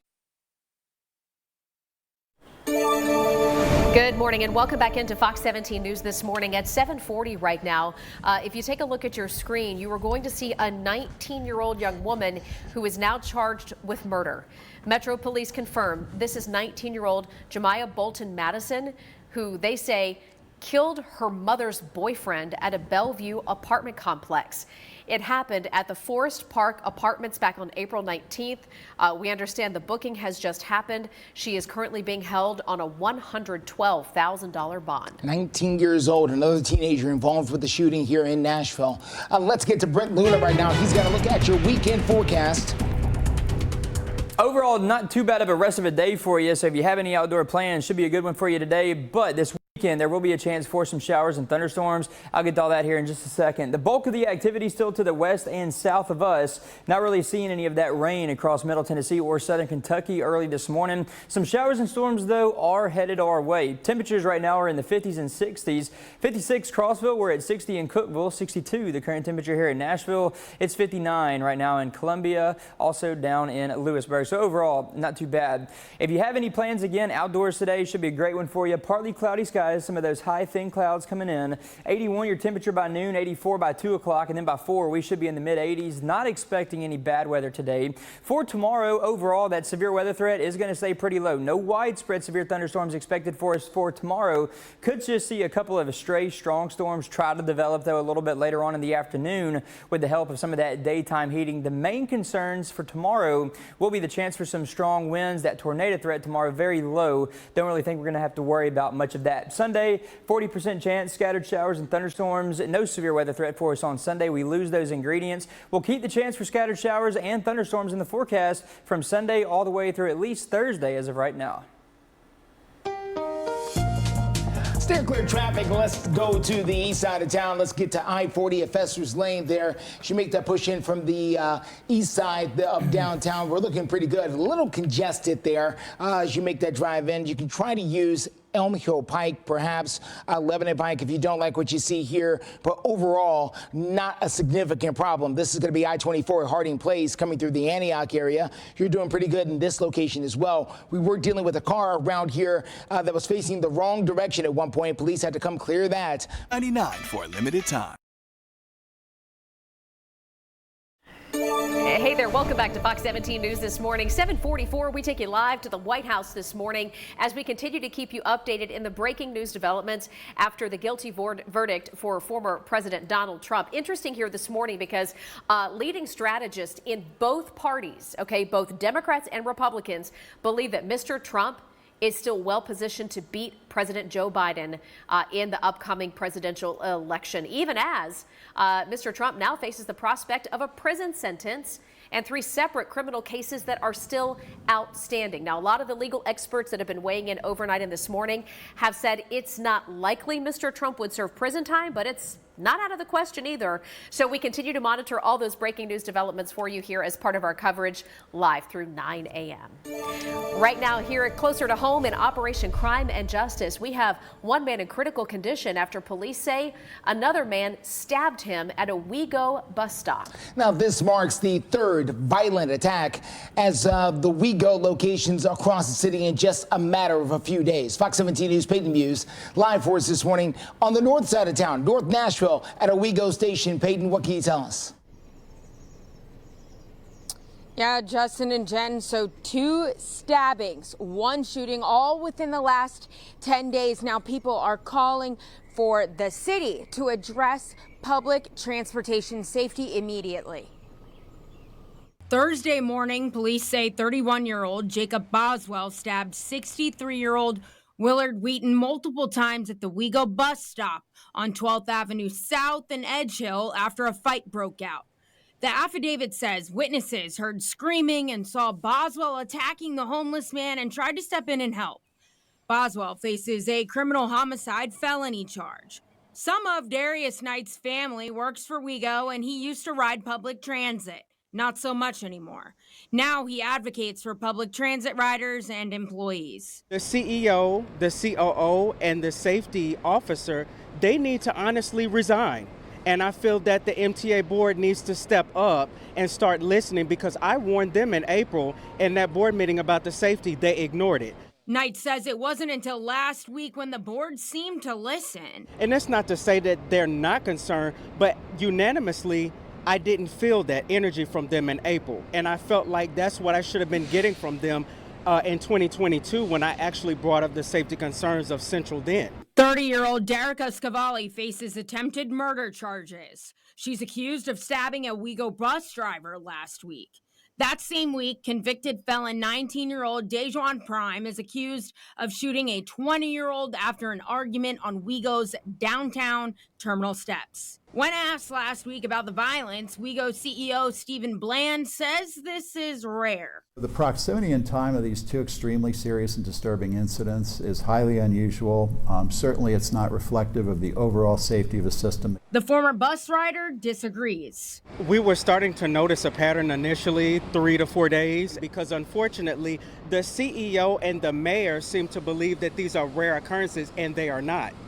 Mayor Freddie O'Connell's office says it's a priority to ensure WeGo facilities are safe for everyone, bus drivers, passengers, and the public.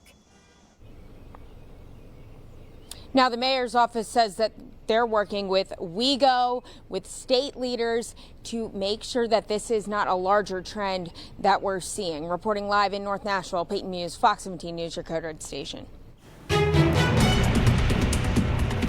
And it's off to a pretty good start this morning, but a little bit cloudy. Not seeing any sort of rain on radar right now. The bulk of that activity is still to the southwest of us, moving through parts of Texas. Arkansas and Mississippi still seeing some showers and thunderstorms going on right now too. But Middle Tennessee, Southern Kentucky, all dry for us here early this morning. As we head through tomorrow, though, we are going to start to bump up the chance for a few strong storms to develop as we go through the afternoon hours into the evening hours. A level 1 risk in place for all those areas, mainly along and west of Interstate 24. before. This will not be a widespread severe weather event, but it is your weekend. We could see a few strong storms. That's why we are code red. A few of those storms could develop during the afternoon, bringing in the chance for mainly some strong winds. I think winds of 60-mile-an-hour gusts or so possible. That tornado threat for tomorrow is going to stay much lower, so that is at least some good news for us right there. As we go through the rest of today, I think we're going to stay pretty dry. Could see some of those high clouds move in. Not really going to be an issue for us, though. Our western areas could see some showers very late tonight, early tomorrow morning. That'll keep on moving to the east as we head throughout the rest of Saturday. So Saturday morning, showers and thunderstorms going to be possible mainly along and west of Interstate 65 right there. And then through the afternoon hours, still just some more scattered activity develop. That's going to be very hit or miss showers and thunderstorms for us for tomorrow. Day planner today, though, again, if you have any outdoor plans, a great day for these temperatures in the low to mid 80s through the afternoon hours. Partly cloudy skies today, but not expecting really any rain chance. That rain's not going to arrive until late tonight, early tomorrow morning. That's for our western counties, and then it starts to move further east as we head through Saturday morning into the afternoon. We will keep that chance for showers and thunderstorms in place for Sunday. Not expecting any severe weather threat for Sunday or Monday, though. Tuesday, Wednesday, Thursday, still a chance for some more showers and thunderstorms off and on. Highs go back to the upper 80s Tuesday and Wednesday. 7:50 is the time. Taking a look at steer clear traffic at I-24 at Shelby Avenue in downtown Nashville. We can see there traffic moving along really nicely. No big delays there in the heart of downtown. So hopefully we're trying to make sure things stay this way for the foreseeable future as traffic has been very light this morning. Overall drive time is looking good. Mount Juliet at 30 minutes. Murfreesboro just over an hour at 65 minutes. Hendersonville coming in at 29 minutes. Really not that big of a deal as you're making that drive out and about this morning. Light on accidents. Let's see if it remains that way. We've got you covered live through 9.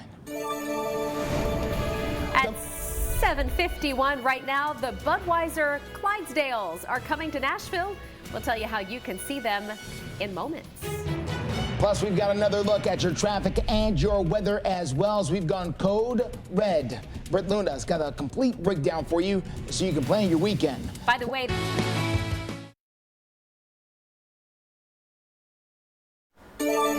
good morning and welcome into Fox 17 News this morning. It is 7:54 and no, this is not Nashville. This is a live look from San Francisco this morning. Beautiful shot there. Did you know that on this day, 94 years ago, Clint Eastwood was born in San Francisco? How cool is that? 94 years old. 94 years old, a big-time mega movie star of so many hits. Turns 94 today, so happy birthday to Dirty Harry himself. All right, this morning, the iconic Budweiser Clydesdales will reign in Music City over the weekend.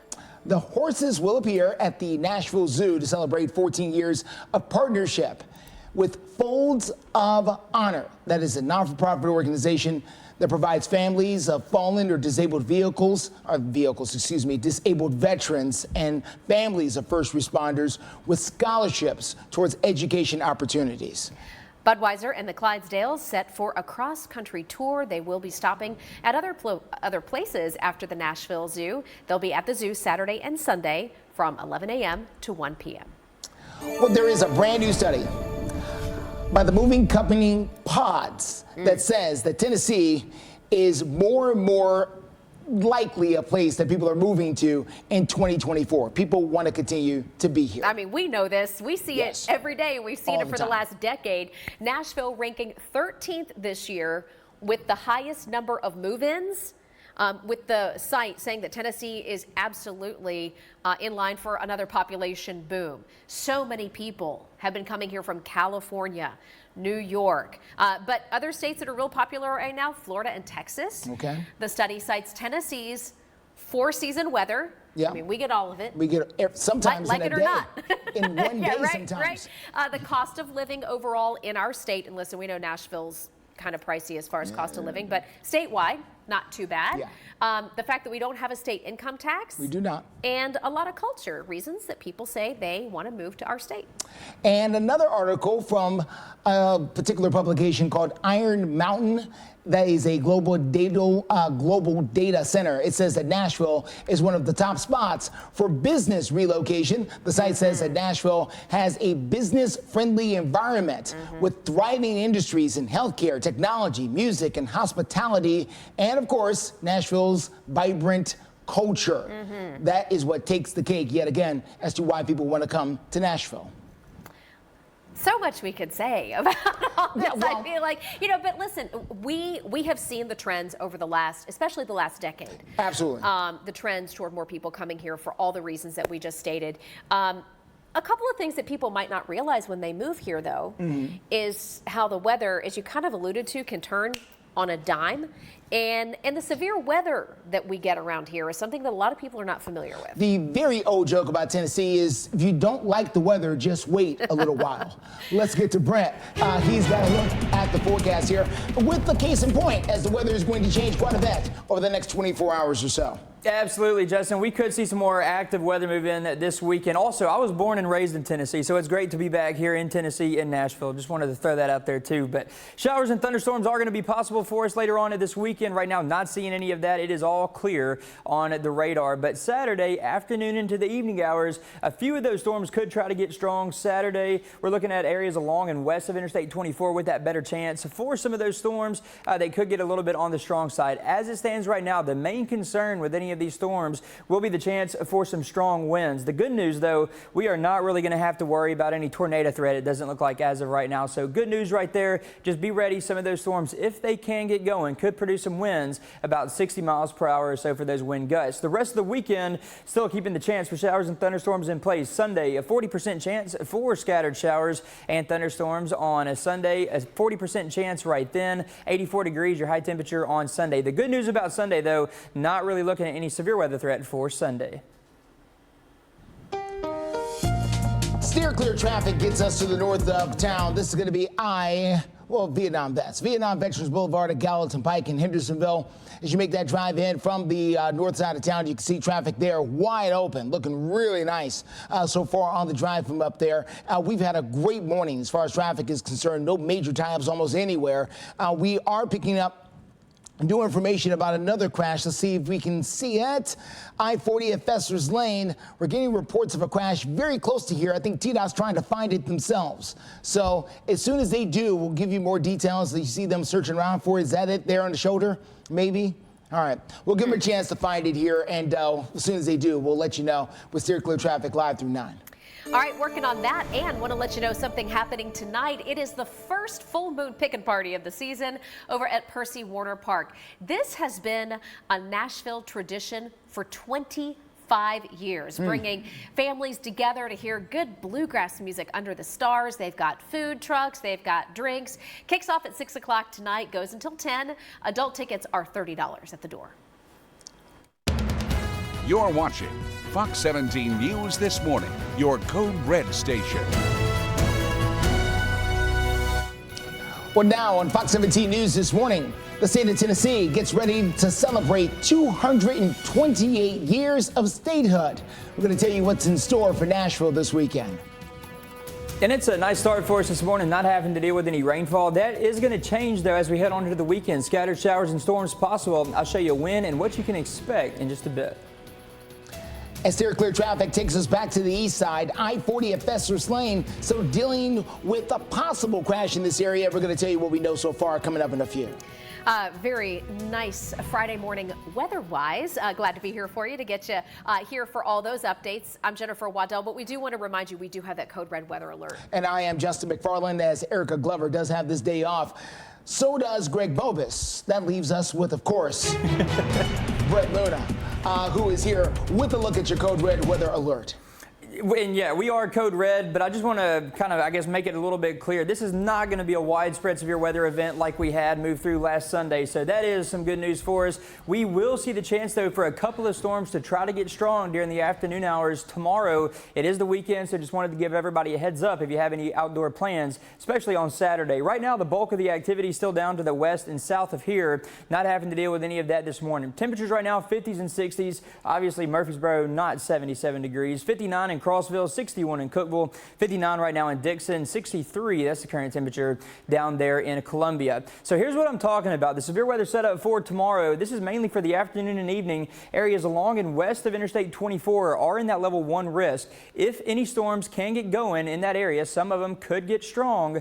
And we are looking at the main threat, some strong winds, 60-mile-an-hour wind gusts or so. That'll be the main threat for tomorrow. The good news, again, not looking at really much of a tornado threat for those storms tomorrow if they can get going during the afternoon hours. 81 by noon today, 84 your temperature by 5 o'clock. Temperatures start to drop off for Saturday a little bit. Saturday we're at 80. Temperatures should be back to the mid 80s as we head into Sunday and Monday. Sunday more storms possible, no severe weather threat, and then highs in the upper 80s Tuesday and Wednesday.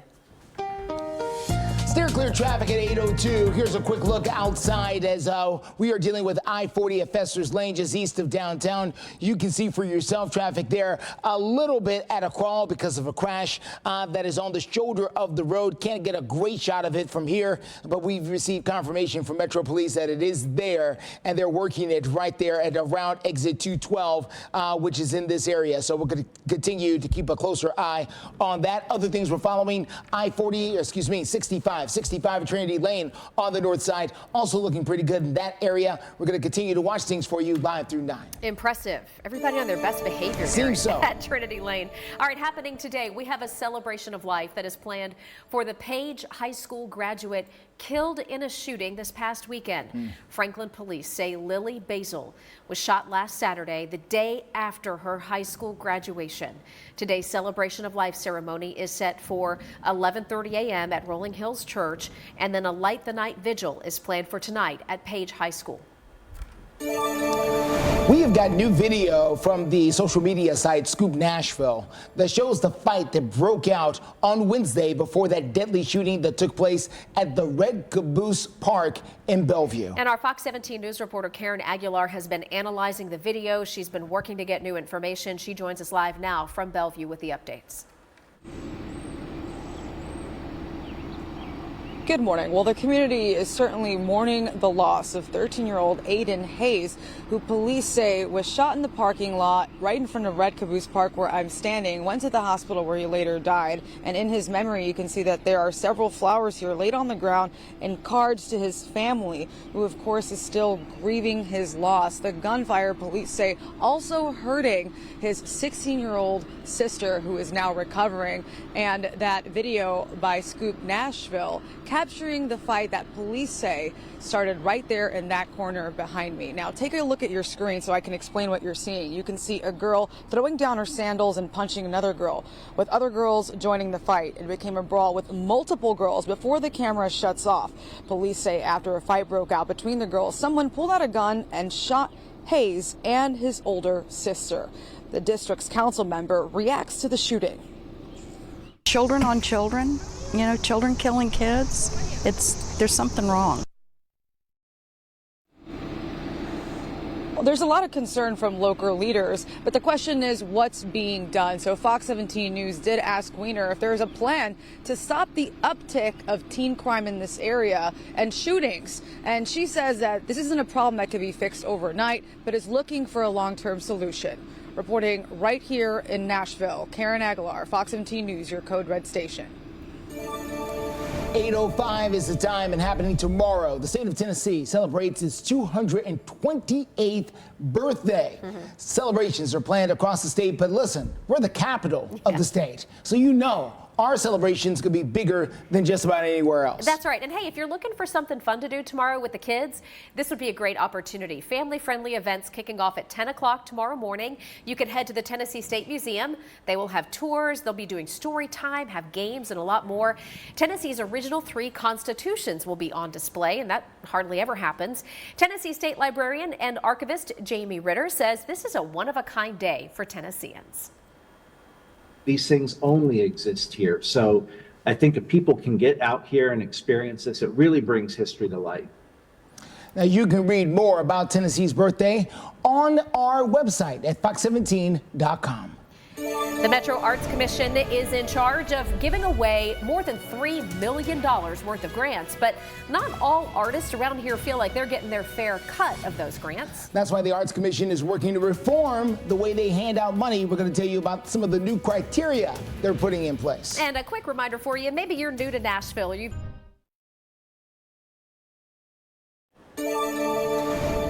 8:09 is the time. The Metro Arts Commission has been at the center of controversy now for several months. Now, they have already removed one of their executive directors, and then they've hired another one. But they ultimately are in charge of around $3 million worth of grants that can be submitted to different artists and not-for-profits, all to promote art here in the city of Nashville, whether that's music or sculptures or whatever it may be. Now, the problem is some people believe that the process for handing out those grants is deeply flawed. That's why they're in the middle of trying to reform those efforts. One of their staff members says they've even come up with this is just one of the new criteria that is out. The awards criteria, this has been a change. The awards criteria places special emphasis to organizations that are dedicated to preserving and supporting communities facing the imminent threat of cultural erasure and displacements within the Nashville metro area. So this is not saying that organizations that are not falling under these categories are going to be left out of the conversation, but we do want to speak very clearly to the equity component of that. And so those groups are groups that actively and tangibly support Black, African American, Native American, Asian, Hispanic, Latino, Middle Eastern, and Pacific Islander communities and other marginalized demographics.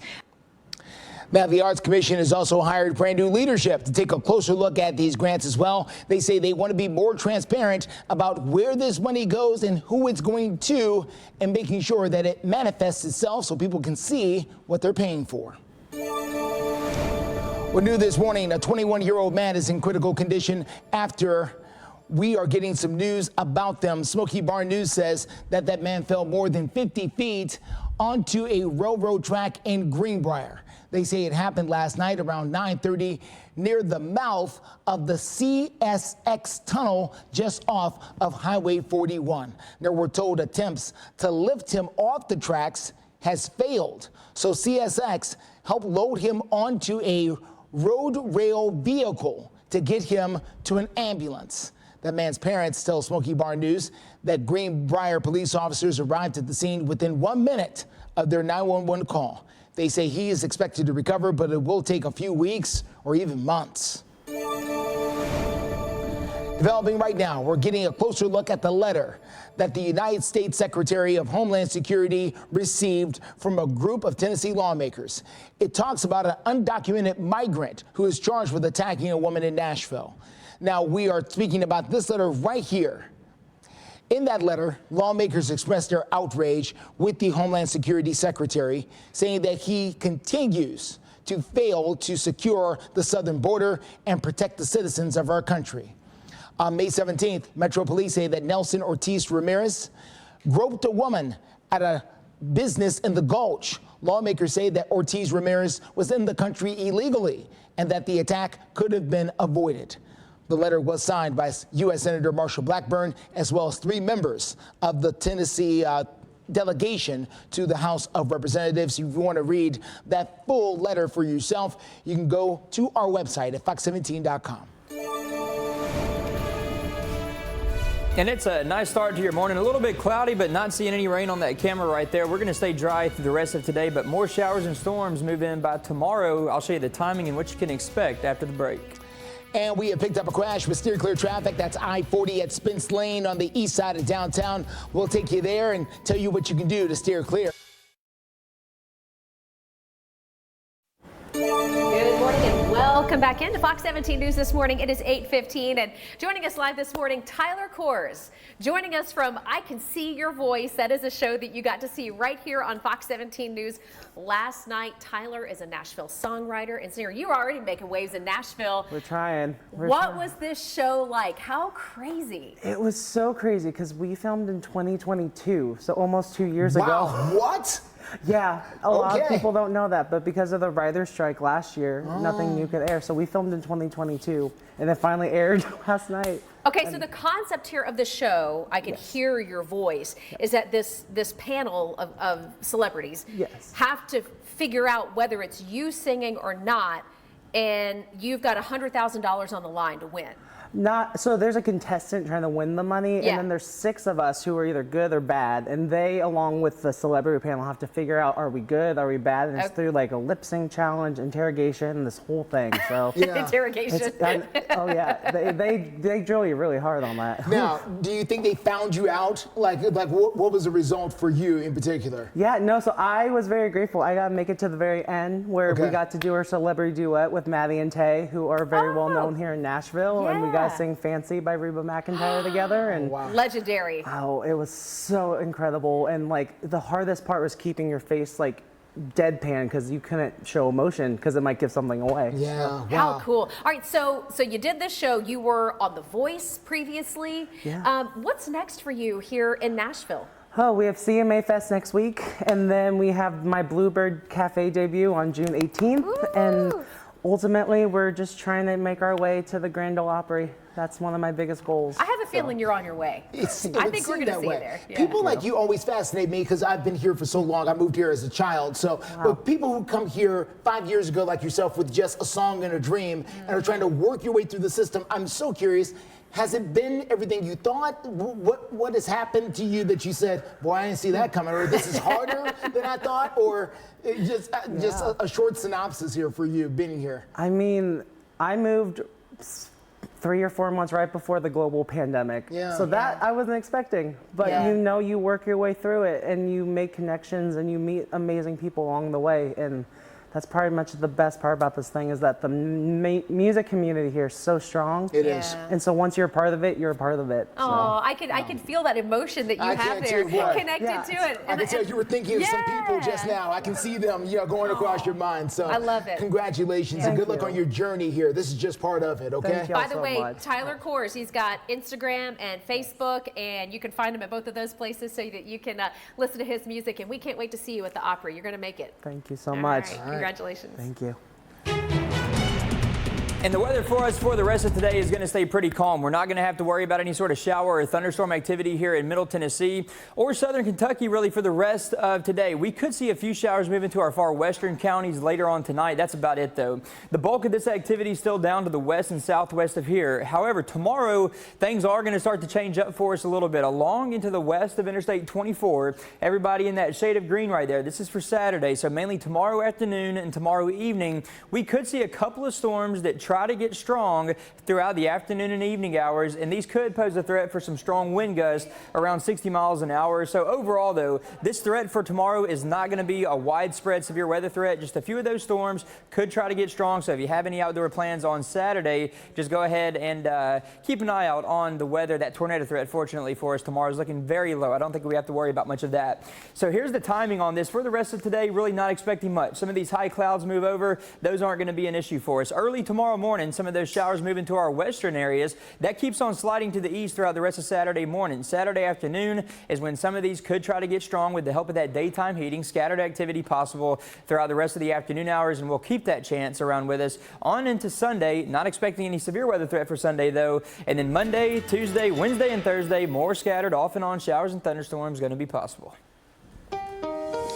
Steer clear traffic at 8:19. Here's a quick look at what we're dealing with outside. This is going to be I-40 at Spence Lane as you make that drive in from the east side of downtown. We were just dealing with a crash here a short time ago. It looks like crews have made quick work of that crash and gotten it out of the way, so it is just no longer there. We'll continue to follow other things as they pop up. Here's 40 at Dawson Pike near the airport. If you got a flight this morning, getting to the airport seems to be fine. Now, once you get there, is your flight going to be on time? Is there a gate switch? All that is on you. It's 8:20 right now. Let's talk turkey. We're going to tell you why right now is your chance to get involved in a turkey tally here in Tennessee. Plus, taking a live look this morning from the University.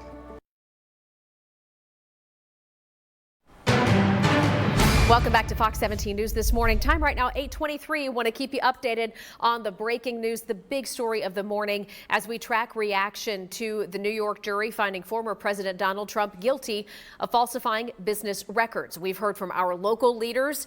Now, statements coming in from around the world. Let's go to Reuters, that is sharing reaction internationally. Italy's Deputy Prime Minister Matteo Salvini saying, quote, solidarity and support for Trump, victim of judicial harassment and a process of political nature. In Italy, we are sadly familiar with weaponization of justice by the left. Really interesting to see these international responses right now. The Kremlin spokesperson, Dmitry Peskov, says, quote, if we speak about Trump, the fact that there is simply the elimination, in effect, of political rivals by all possible means, mean legal and illegal, is obvious. And reaction from the UK this morning, British opposition Labour Party leader Keir Starmer says, quote, first and foremost, we respect the court's decision. We have a special relationship with the U.S. that transcends whoever the president is, but it is an unprecedented situation, no doubt about that. We continue to follow the breaking news updates coming in live through 9. If you spot a turkey in Tennessee this summer, state wildlife resource agencies want to know about that particular spotting. The agency wants everyone to take part in its Wild Turkey Summer Observational Survey. Now, they say that the project will help them monitor the state's turkey population. The survey is open to the public starting tomorrow, June the 1st. You can find out how to report turkey sightings in your particular area at fox17.com. Spot the turkey, let them know. They're trying to do a turkey count, essentially. Turkey tally? Turkey tally, there we go. Turkey tally, I like it. Well, hey, showers and thunderstorms are going to be possible for us as we head on into the weekend, but right now, really not seeing any of that. We do have some of these, though, that are trying to work their way up into parts of West Tennessee, coming out of Arkansas and Mississippi, but the bulk of the strong activity right now, at least, is still going on in parts of southeast Texas. Just moved through Dallas, headed towards Houston right now. Severe weather down there once again. As we head on into Saturday, we could see a couple of strong storms, mainly along and west of Interstate 24. The Storm Prediction Center has those areas highlighted in green. That level 1 risk, the main threat with some of those storms for the afternoon and evening hours tomorrow will be the chance for some strong wind gusts around 60 miles per hour. So the good news, I don't think we're looking at much of a tornado threat as we head throughout the day on a Saturday. Temperatures on Saturday at 80. Sunday we're at 84, a 40% chance for showers and thunderstorms. Again, a stray strong storm is going to be possible for us Saturday afternoon. This is not going to be any widespread severe weather event, though. We're going to get more humid and keep that chance for more storms in the forecast through next week. Steer clear traffic on the road for you this morning. Let's get to the very latest happening here at I-40 at 46th Avenue on the west side of town. As you can see, traffic there moving along really nicely, wide open. We've had a great traffic morning so far. Not a big accident almost anywhere here this morning, so that is certainly great news. Here's a look at I-40 at Spence Lane. We did have a crash here a short time ago. That crash is now cleared out of the way. No big problems here because of the lighter than normal traffic out there this morning. We're going to continue to follow things and let you know exactly what we do find when something pops up. Steer clear traffic live through 9. It's 8:27. Crime trends involving teenagers. Still to come in our next half hour, Fox 17 News reporter Karen Aguilar speaks with community leaders about how to solve the problem. And Fox 17 News continues to have a code red weather alert, not because of rain happening right now. You're watching Fox 17 News This Morning, your Code Red station. Well, now on Fox 17 News This Morning, we're taking a closer look at the $50 million of funding that is planned to try to fight homelessness in Nashville. And it is a cloudy start for us here this morning. We're going to stay a little partly cloudy as we head through the rest of the day. Not seeing any sort of rain on that camera right now. Showers and thunderstorms, though, will pick up a little bit as we head through the weekend. I'll have those details in just a bit. And we're always working to make sure we get you out the door on time, wherever you're going. Live look and steer clear traffic now. I-40 at Fessler's Lane. Justin will dig into steer clear traffic again in just a few minutes. Thank you for joining us here on Fox 17 News this morning. Congratulations, you made it to Friday. I'm Justin McFarland. I'm Jennifer Waddell. Glad to be your live local news source through 9. We got you covered for about 30 more minutes. We're going to begin this morning with a code red weather alert. We've got rain that's pushing in, coming up here tomorrow night, really. Let's get to Brett Luna, who's in for Greg today. Yeah, Justin, it is a calm start for us this morning, but tomorrow afternoon and evening, we could see a few showers and thunderstorms move in. A couple of these could try to become a little bit strong for tomorrow afternoon and evening, but overall, the threat for any widespread severe weather, not really looking like it here across Middle Tennessee and Southern Kentucky. Temperatures right now, they're in the 50s and 60s. Crossville, one of the cooler spots, 59 there. We're at 64 right here in Nashville, 62 the current temperature in Clarksville, also up in the Hopkinsville. So here we go, level 1 risk for severe weather along and west of Interstate 24. Everybody highlighted in that shade of green. There will be the chance that a couple of those storms could try to produce some strong wind gusts around 60 miles per hour or so. The good news, though, and that'll be the main threat, the good news, the tornado threat is going to stay pretty low. Not really going to have to worry about much of a tornado threat as we head throughout the day on a Saturday. So good news there. Temperatures for the remainder of today, 81 your temperature by about noon, and then by 5 o'clock we should be in the mid 80s. Overall, your 7-day forecast just keeping a chance for scattered showers and thunderstorms off and on each day for the next several days. Still clear traffic. A couple of things we just picked up here. Let's get started at I-40. Really 24. So I-24 at I-440 there on the east side. We've got a couple of tractor trailers there sitting on the shoulder, one on either side. So one side has got a full-blown tractor trailer. The other side has got a truck that seems to be pulling something else that is involved in a crash that is on the shoulder. So no authorities have gotten there yet, but when they do, they'll force everyone to move over, and we can give you better ways to steer clear when they arrive. That is one of the few things we're watching out there. Has been a relatively calm traffic morning. Most other parts of the road have some light congestion, but nothing major. New video from Scoop Nashville shows the fight that broke out before the deadly shots were fired. This happened Wednesday at the Red Caboose Park in Bellevue. Group of teenagers was at that park, and this all happened right as the sun was going down.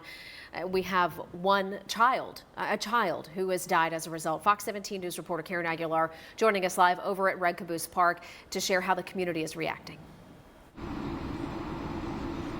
Jen, and that child's name is 13-year-old Aiden Hayes, and you can see that there are flowers here laid out in his memory, also cards for his family, who is certainly grieving. Police saying that Hayes got shot right here in this parking lot in front of Red Caboose Park, was taken to the hospital where he later died. The gunfire also hitting his 16-year-old sister, who is now recovering. Police saying that the fight broke out right here behind me in that corner. Scoop Nashville has a video capturing the fight. Take a look.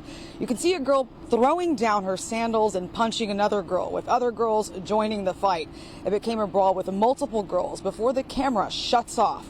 Police say after a fight broke out between the girls, someone pulled out a gun and shot Hayes and his older sister. Former police officer Ken Alexandro tells us how we can potentially stop the gun violence.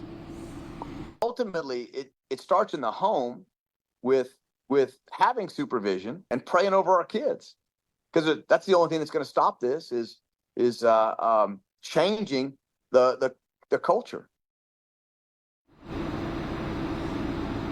And some community members say that this shooting is part of an overall bigger issue that people are seeing here in Nashville. We did report some crime, a violent crime that has happened in this area that seems to be continuous. So Fox 17 News reached out to this district's councilwoman to ask what she plans to do about the uptick of teen crime in this area. And she says that they are looking for a long-term solution and it's not an overnight fix. Reporting live here in Nashville, Karen Aguilar, Fox 17 News, your Code Red station. Karen, thank you. At 8:35, Fox 17 News, following the money. In the high cost of homelessness, we're tracking the $50 million allocated for Nashville's homeless crisis and asking the question, is it working? Well, this $50 million worth of funding was planned and approved by the Metro Council. It's broken down into 4 different sections. The first one is $9 million for temporary housing. The second is another $25 million for low-cost loans for affordable housing units. Then another $9 million goes to not-for-profits for supportive services. And finally, another $7 million for grants and groups working to try and find solutions for the long term. Now, our own Amanda Chen sat down with the director to ask her if she was happy about the way this money was being spent. You gave yourself a B+. So what grade would you give yourself now? We are a solid A, not an A-. We are a solid A as a department. I think there's so many great things that are going on. That is April Calvin, who went on to say the city's first permanent housing center, the Strobel Center, will be opening soon. They'll have 90 units with 24/7 support staff.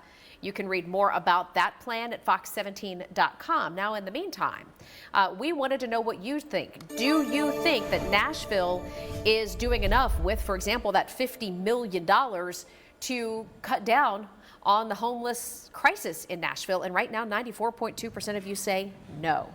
You've still got time to vote in this poll. You can do it now by scanning the QR code right there on your screen. Well, coming up, we've got another teenager charged with murder. And again, it happened in Bellevue.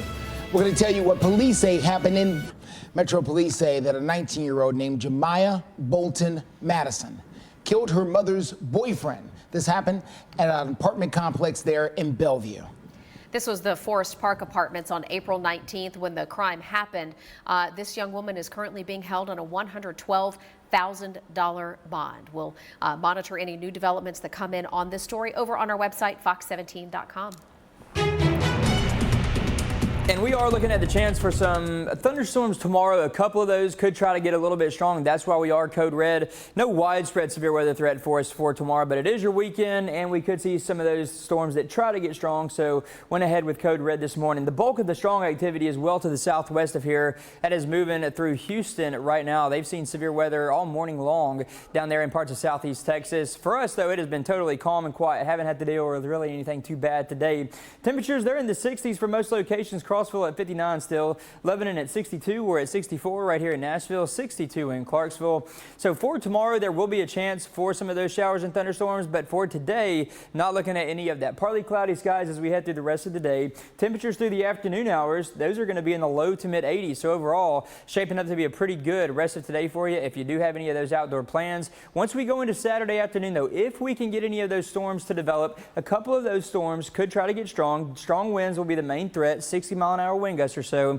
Sunday, we keep a chance for some more scattered showers and thunderstorms around with us. 40% chance then, not looking at any severe weather threat for Sunday. We lose some of those better ingredients. A similar story for us on Monday. Off and on showers and storms still possible through much of next week. Steer clear traffic takes us over to the east side of town. This is going to be I-24 at I-440. We are still watching the latest with the crash in that area. 18-wheeler on one side, a pickup towing something on the other side. We've seen the drivers up walking around, have not seen police or TDOT arrive as of yet, but when that changes, they will redirect the traffic a little bit there and possibly slow you down. But right now, you're good to go right past it there as you make that drive in from the east side of town. Well, coming up next, a series of violent crimes taking place next to the We Go bus station. You're taking a live look downtown. That's 4th Avenue North, right next to the Municipal Auditorium, where some of these crimes have happened. We're going to tell you what the mayor is saying about it. Plus, Fox 17 News with a live look this morning from Trump Tower in Manhattan, where you can see a large media and police presence. In just a couple of hours, former President Trump is going to speak at Trump Tower. That's supposed to happen at 10 a.m. our time. We expect him to talk. Good morning. Welcome back into Fox 17 News. It's 8:45, and we have some breaking news coming from the Tennessee Higher Education Commission right now. They have just announced they are extending the FAFSA deadline for the Tennessee Promise Scholarship program. Now, this FAFSA deadline is pertaining to the federal aid forms you have to fill out. The deadline has been extended to August 1st. The Tennessee Promise Scholarship Program offers eligible high school seniors the opportunity to get a technical certificate or an associate's degree tuition-free, paying for fees that are not covered by other financial aid sources. So again, the breaking news, that FAFSA filing deadline now extended to August 1st. 8:46 is the time in Operation Crime and Justice. One man is now in critical condition after police say another man stabbed him. This all happened at a WeGo bus stop. This marks the third violent attack at WeGo locations in just a matter of days. Fox 17 News, Peyton Muse, live for us this morning downtown at that WeGo bus terminal, their main terminal there in downtown Nashville. Peyton, you're getting reactions from a lot of different people. What can you tell us? 2 stabbings, 1 shooting, all in a matter of just 10 days. And now people are calling for public transportation safety to be addressed immediately. Thursday morning, police say 31-year-old Jacob Boswell stabbed 63-year-old Willard Wheaton multiple times at the WeGo bus stop on 12th Avenue South and Edge Hill after a fight broke out. The affidavit says witnesses heard screaming and saw Boswell attacking the homeless man and tried to step in and help. Boswell faces a criminal homicide felony charge. Some of Darius Knight's family works for WeGo, and he used to ride public transit. Not so much anymore. Now he advocates for public transit riders and employees. The CEO, the COO, and the safety officer, they need to honestly resign. And I feel that the MTA board needs to step up and start listening, because I warned them in April in that board meeting about the safety. They ignored it. Knight says it wasn't until last week when the board seemed to listen. And that's not to say that they're not concerned, but unanimously, I didn't feel that energy from them in April. And I felt like that's what I should have been getting from them in 2022 when I actually brought up the safety concerns of Central then. 30-year-old Derica Scavalli faces attempted murder charges. She's accused of stabbing a WeGo bus driver last week. That same week, convicted felon 19-year-old Dejuan Prime is accused of shooting a 20-year-old after an argument on WeGo's downtown terminal steps. When asked last week about the violence, WeGo CEO Stephen Bland says this is rare. The proximity and time of these 2 extremely serious and disturbing incidents is highly unusual. Certainly, it's not reflective of the overall safety of the system. The former bus rider disagrees. We were starting to notice a pattern initially, 3 to 4 days, because unfortunately, the CEO and the mayor seem to believe that these are rare occurrences, and they are not. Mayor Freddie O'Connell's office says it's a priority to ensure WeGo facilities are safe for everyone, bus drivers, passengers, and the public. Now, the mayor's office says that they're working with leadership at WeGo, with Metro Police, and at the state level to ensure that this is not a larger trend that we're seeing. And this comes just as the North Nashville Transit Center is set to open in June. Reporting live downtown, Peyton Muse, Fox 17 News, your Code Red station. And we are off to a quiet start here across Middle Tennessee and Southern Kentucky this morning. Not really seeing much at all popping up on the radar, except for areas southwest of here. Still seeing some of those showers and thunderstorms. The bulk of this activity down there, at least the heaviest of the activity this morning, is over into parts of southeast Texas. The severe weather risk for tomorrow, a level 1 risk for all these areas along and west of Interstate 24. Everybody highlighted in that shade of green. There will be the chance for a few strong wind gusts associated with some of those thunderstorms. A couple of strong storms are going to try to get going. The good news, though, for Saturday afternoon and evening, that'll be the time frame for that, but the tornado threat is going to stay very low. Don't think we're really going to have to worry about much of a tornado threat for tomorrow. So some showers could move into our far western areas later on tonight, early tomorrow morning too. This keeps on moving to the east as we head through the next several hours. This is Saturday morning at 10 o'clock. The bulk of the activity along and west of Interstate 65. It starts to spread a little bit further to the east throughout the rest of the day, but it's some of those scattered pop-up storms that are possible throughout the afternoon hours tomorrow and into the early evening hours along and west of Interstate 24 that do have the potential to get strong, that could bring some of those strong wind gusts. Weekend forecast besides tomorrow, 84 on Sunday. Scattered showers and thunderstorms going to be possible for us again on Sunday. Not a severe weather threat on Sunday. Those ingredients are just not going to stick around. Monday, Tuesday, Wednesday, and Thursday, we keep a pretty good chance at least for some more scattered showers and thunderstorms.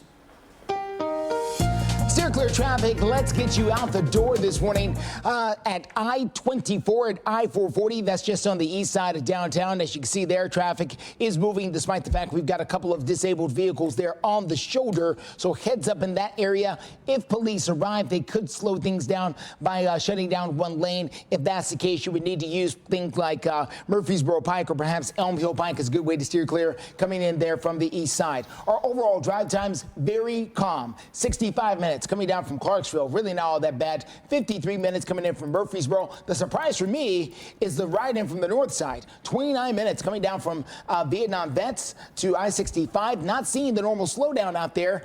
It's vacation season, okay? A lot of people could be taking the time off here. A lot of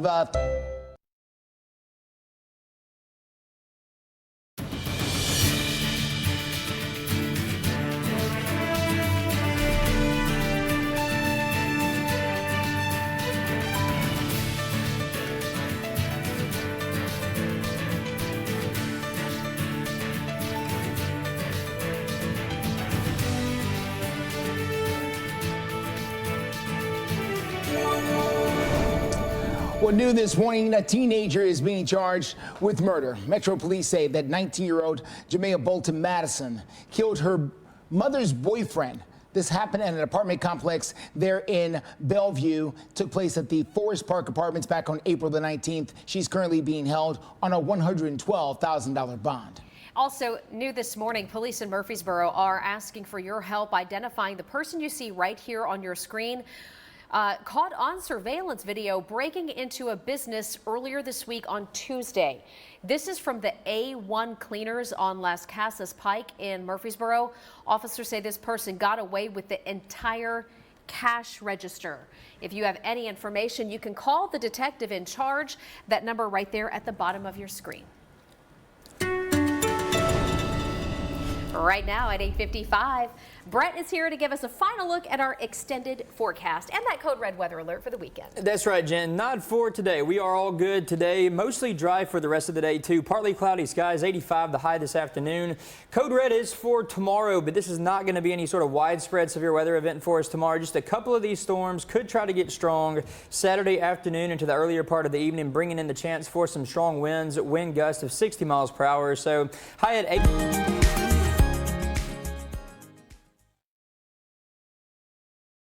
Sponsored by the Big 98, Nashville's #1 for new country and the home of the Bobby Bones Show. Charles Eston, or Chip, as we like to call him. Thank you. Good to have you back on the show. Great to be back. It's been a minute, for sure. Well, congratulations on this new album. Oh, thank you so Love much. Ain't Pretty. Yeah, that's it. That's true. Once you hear the song, I mean, love ain't pretty and life is hard, but ultimately they're beautiful. So that's what it's about. You know, you took your time doing this album, Chip, and I got to tell you, listening to the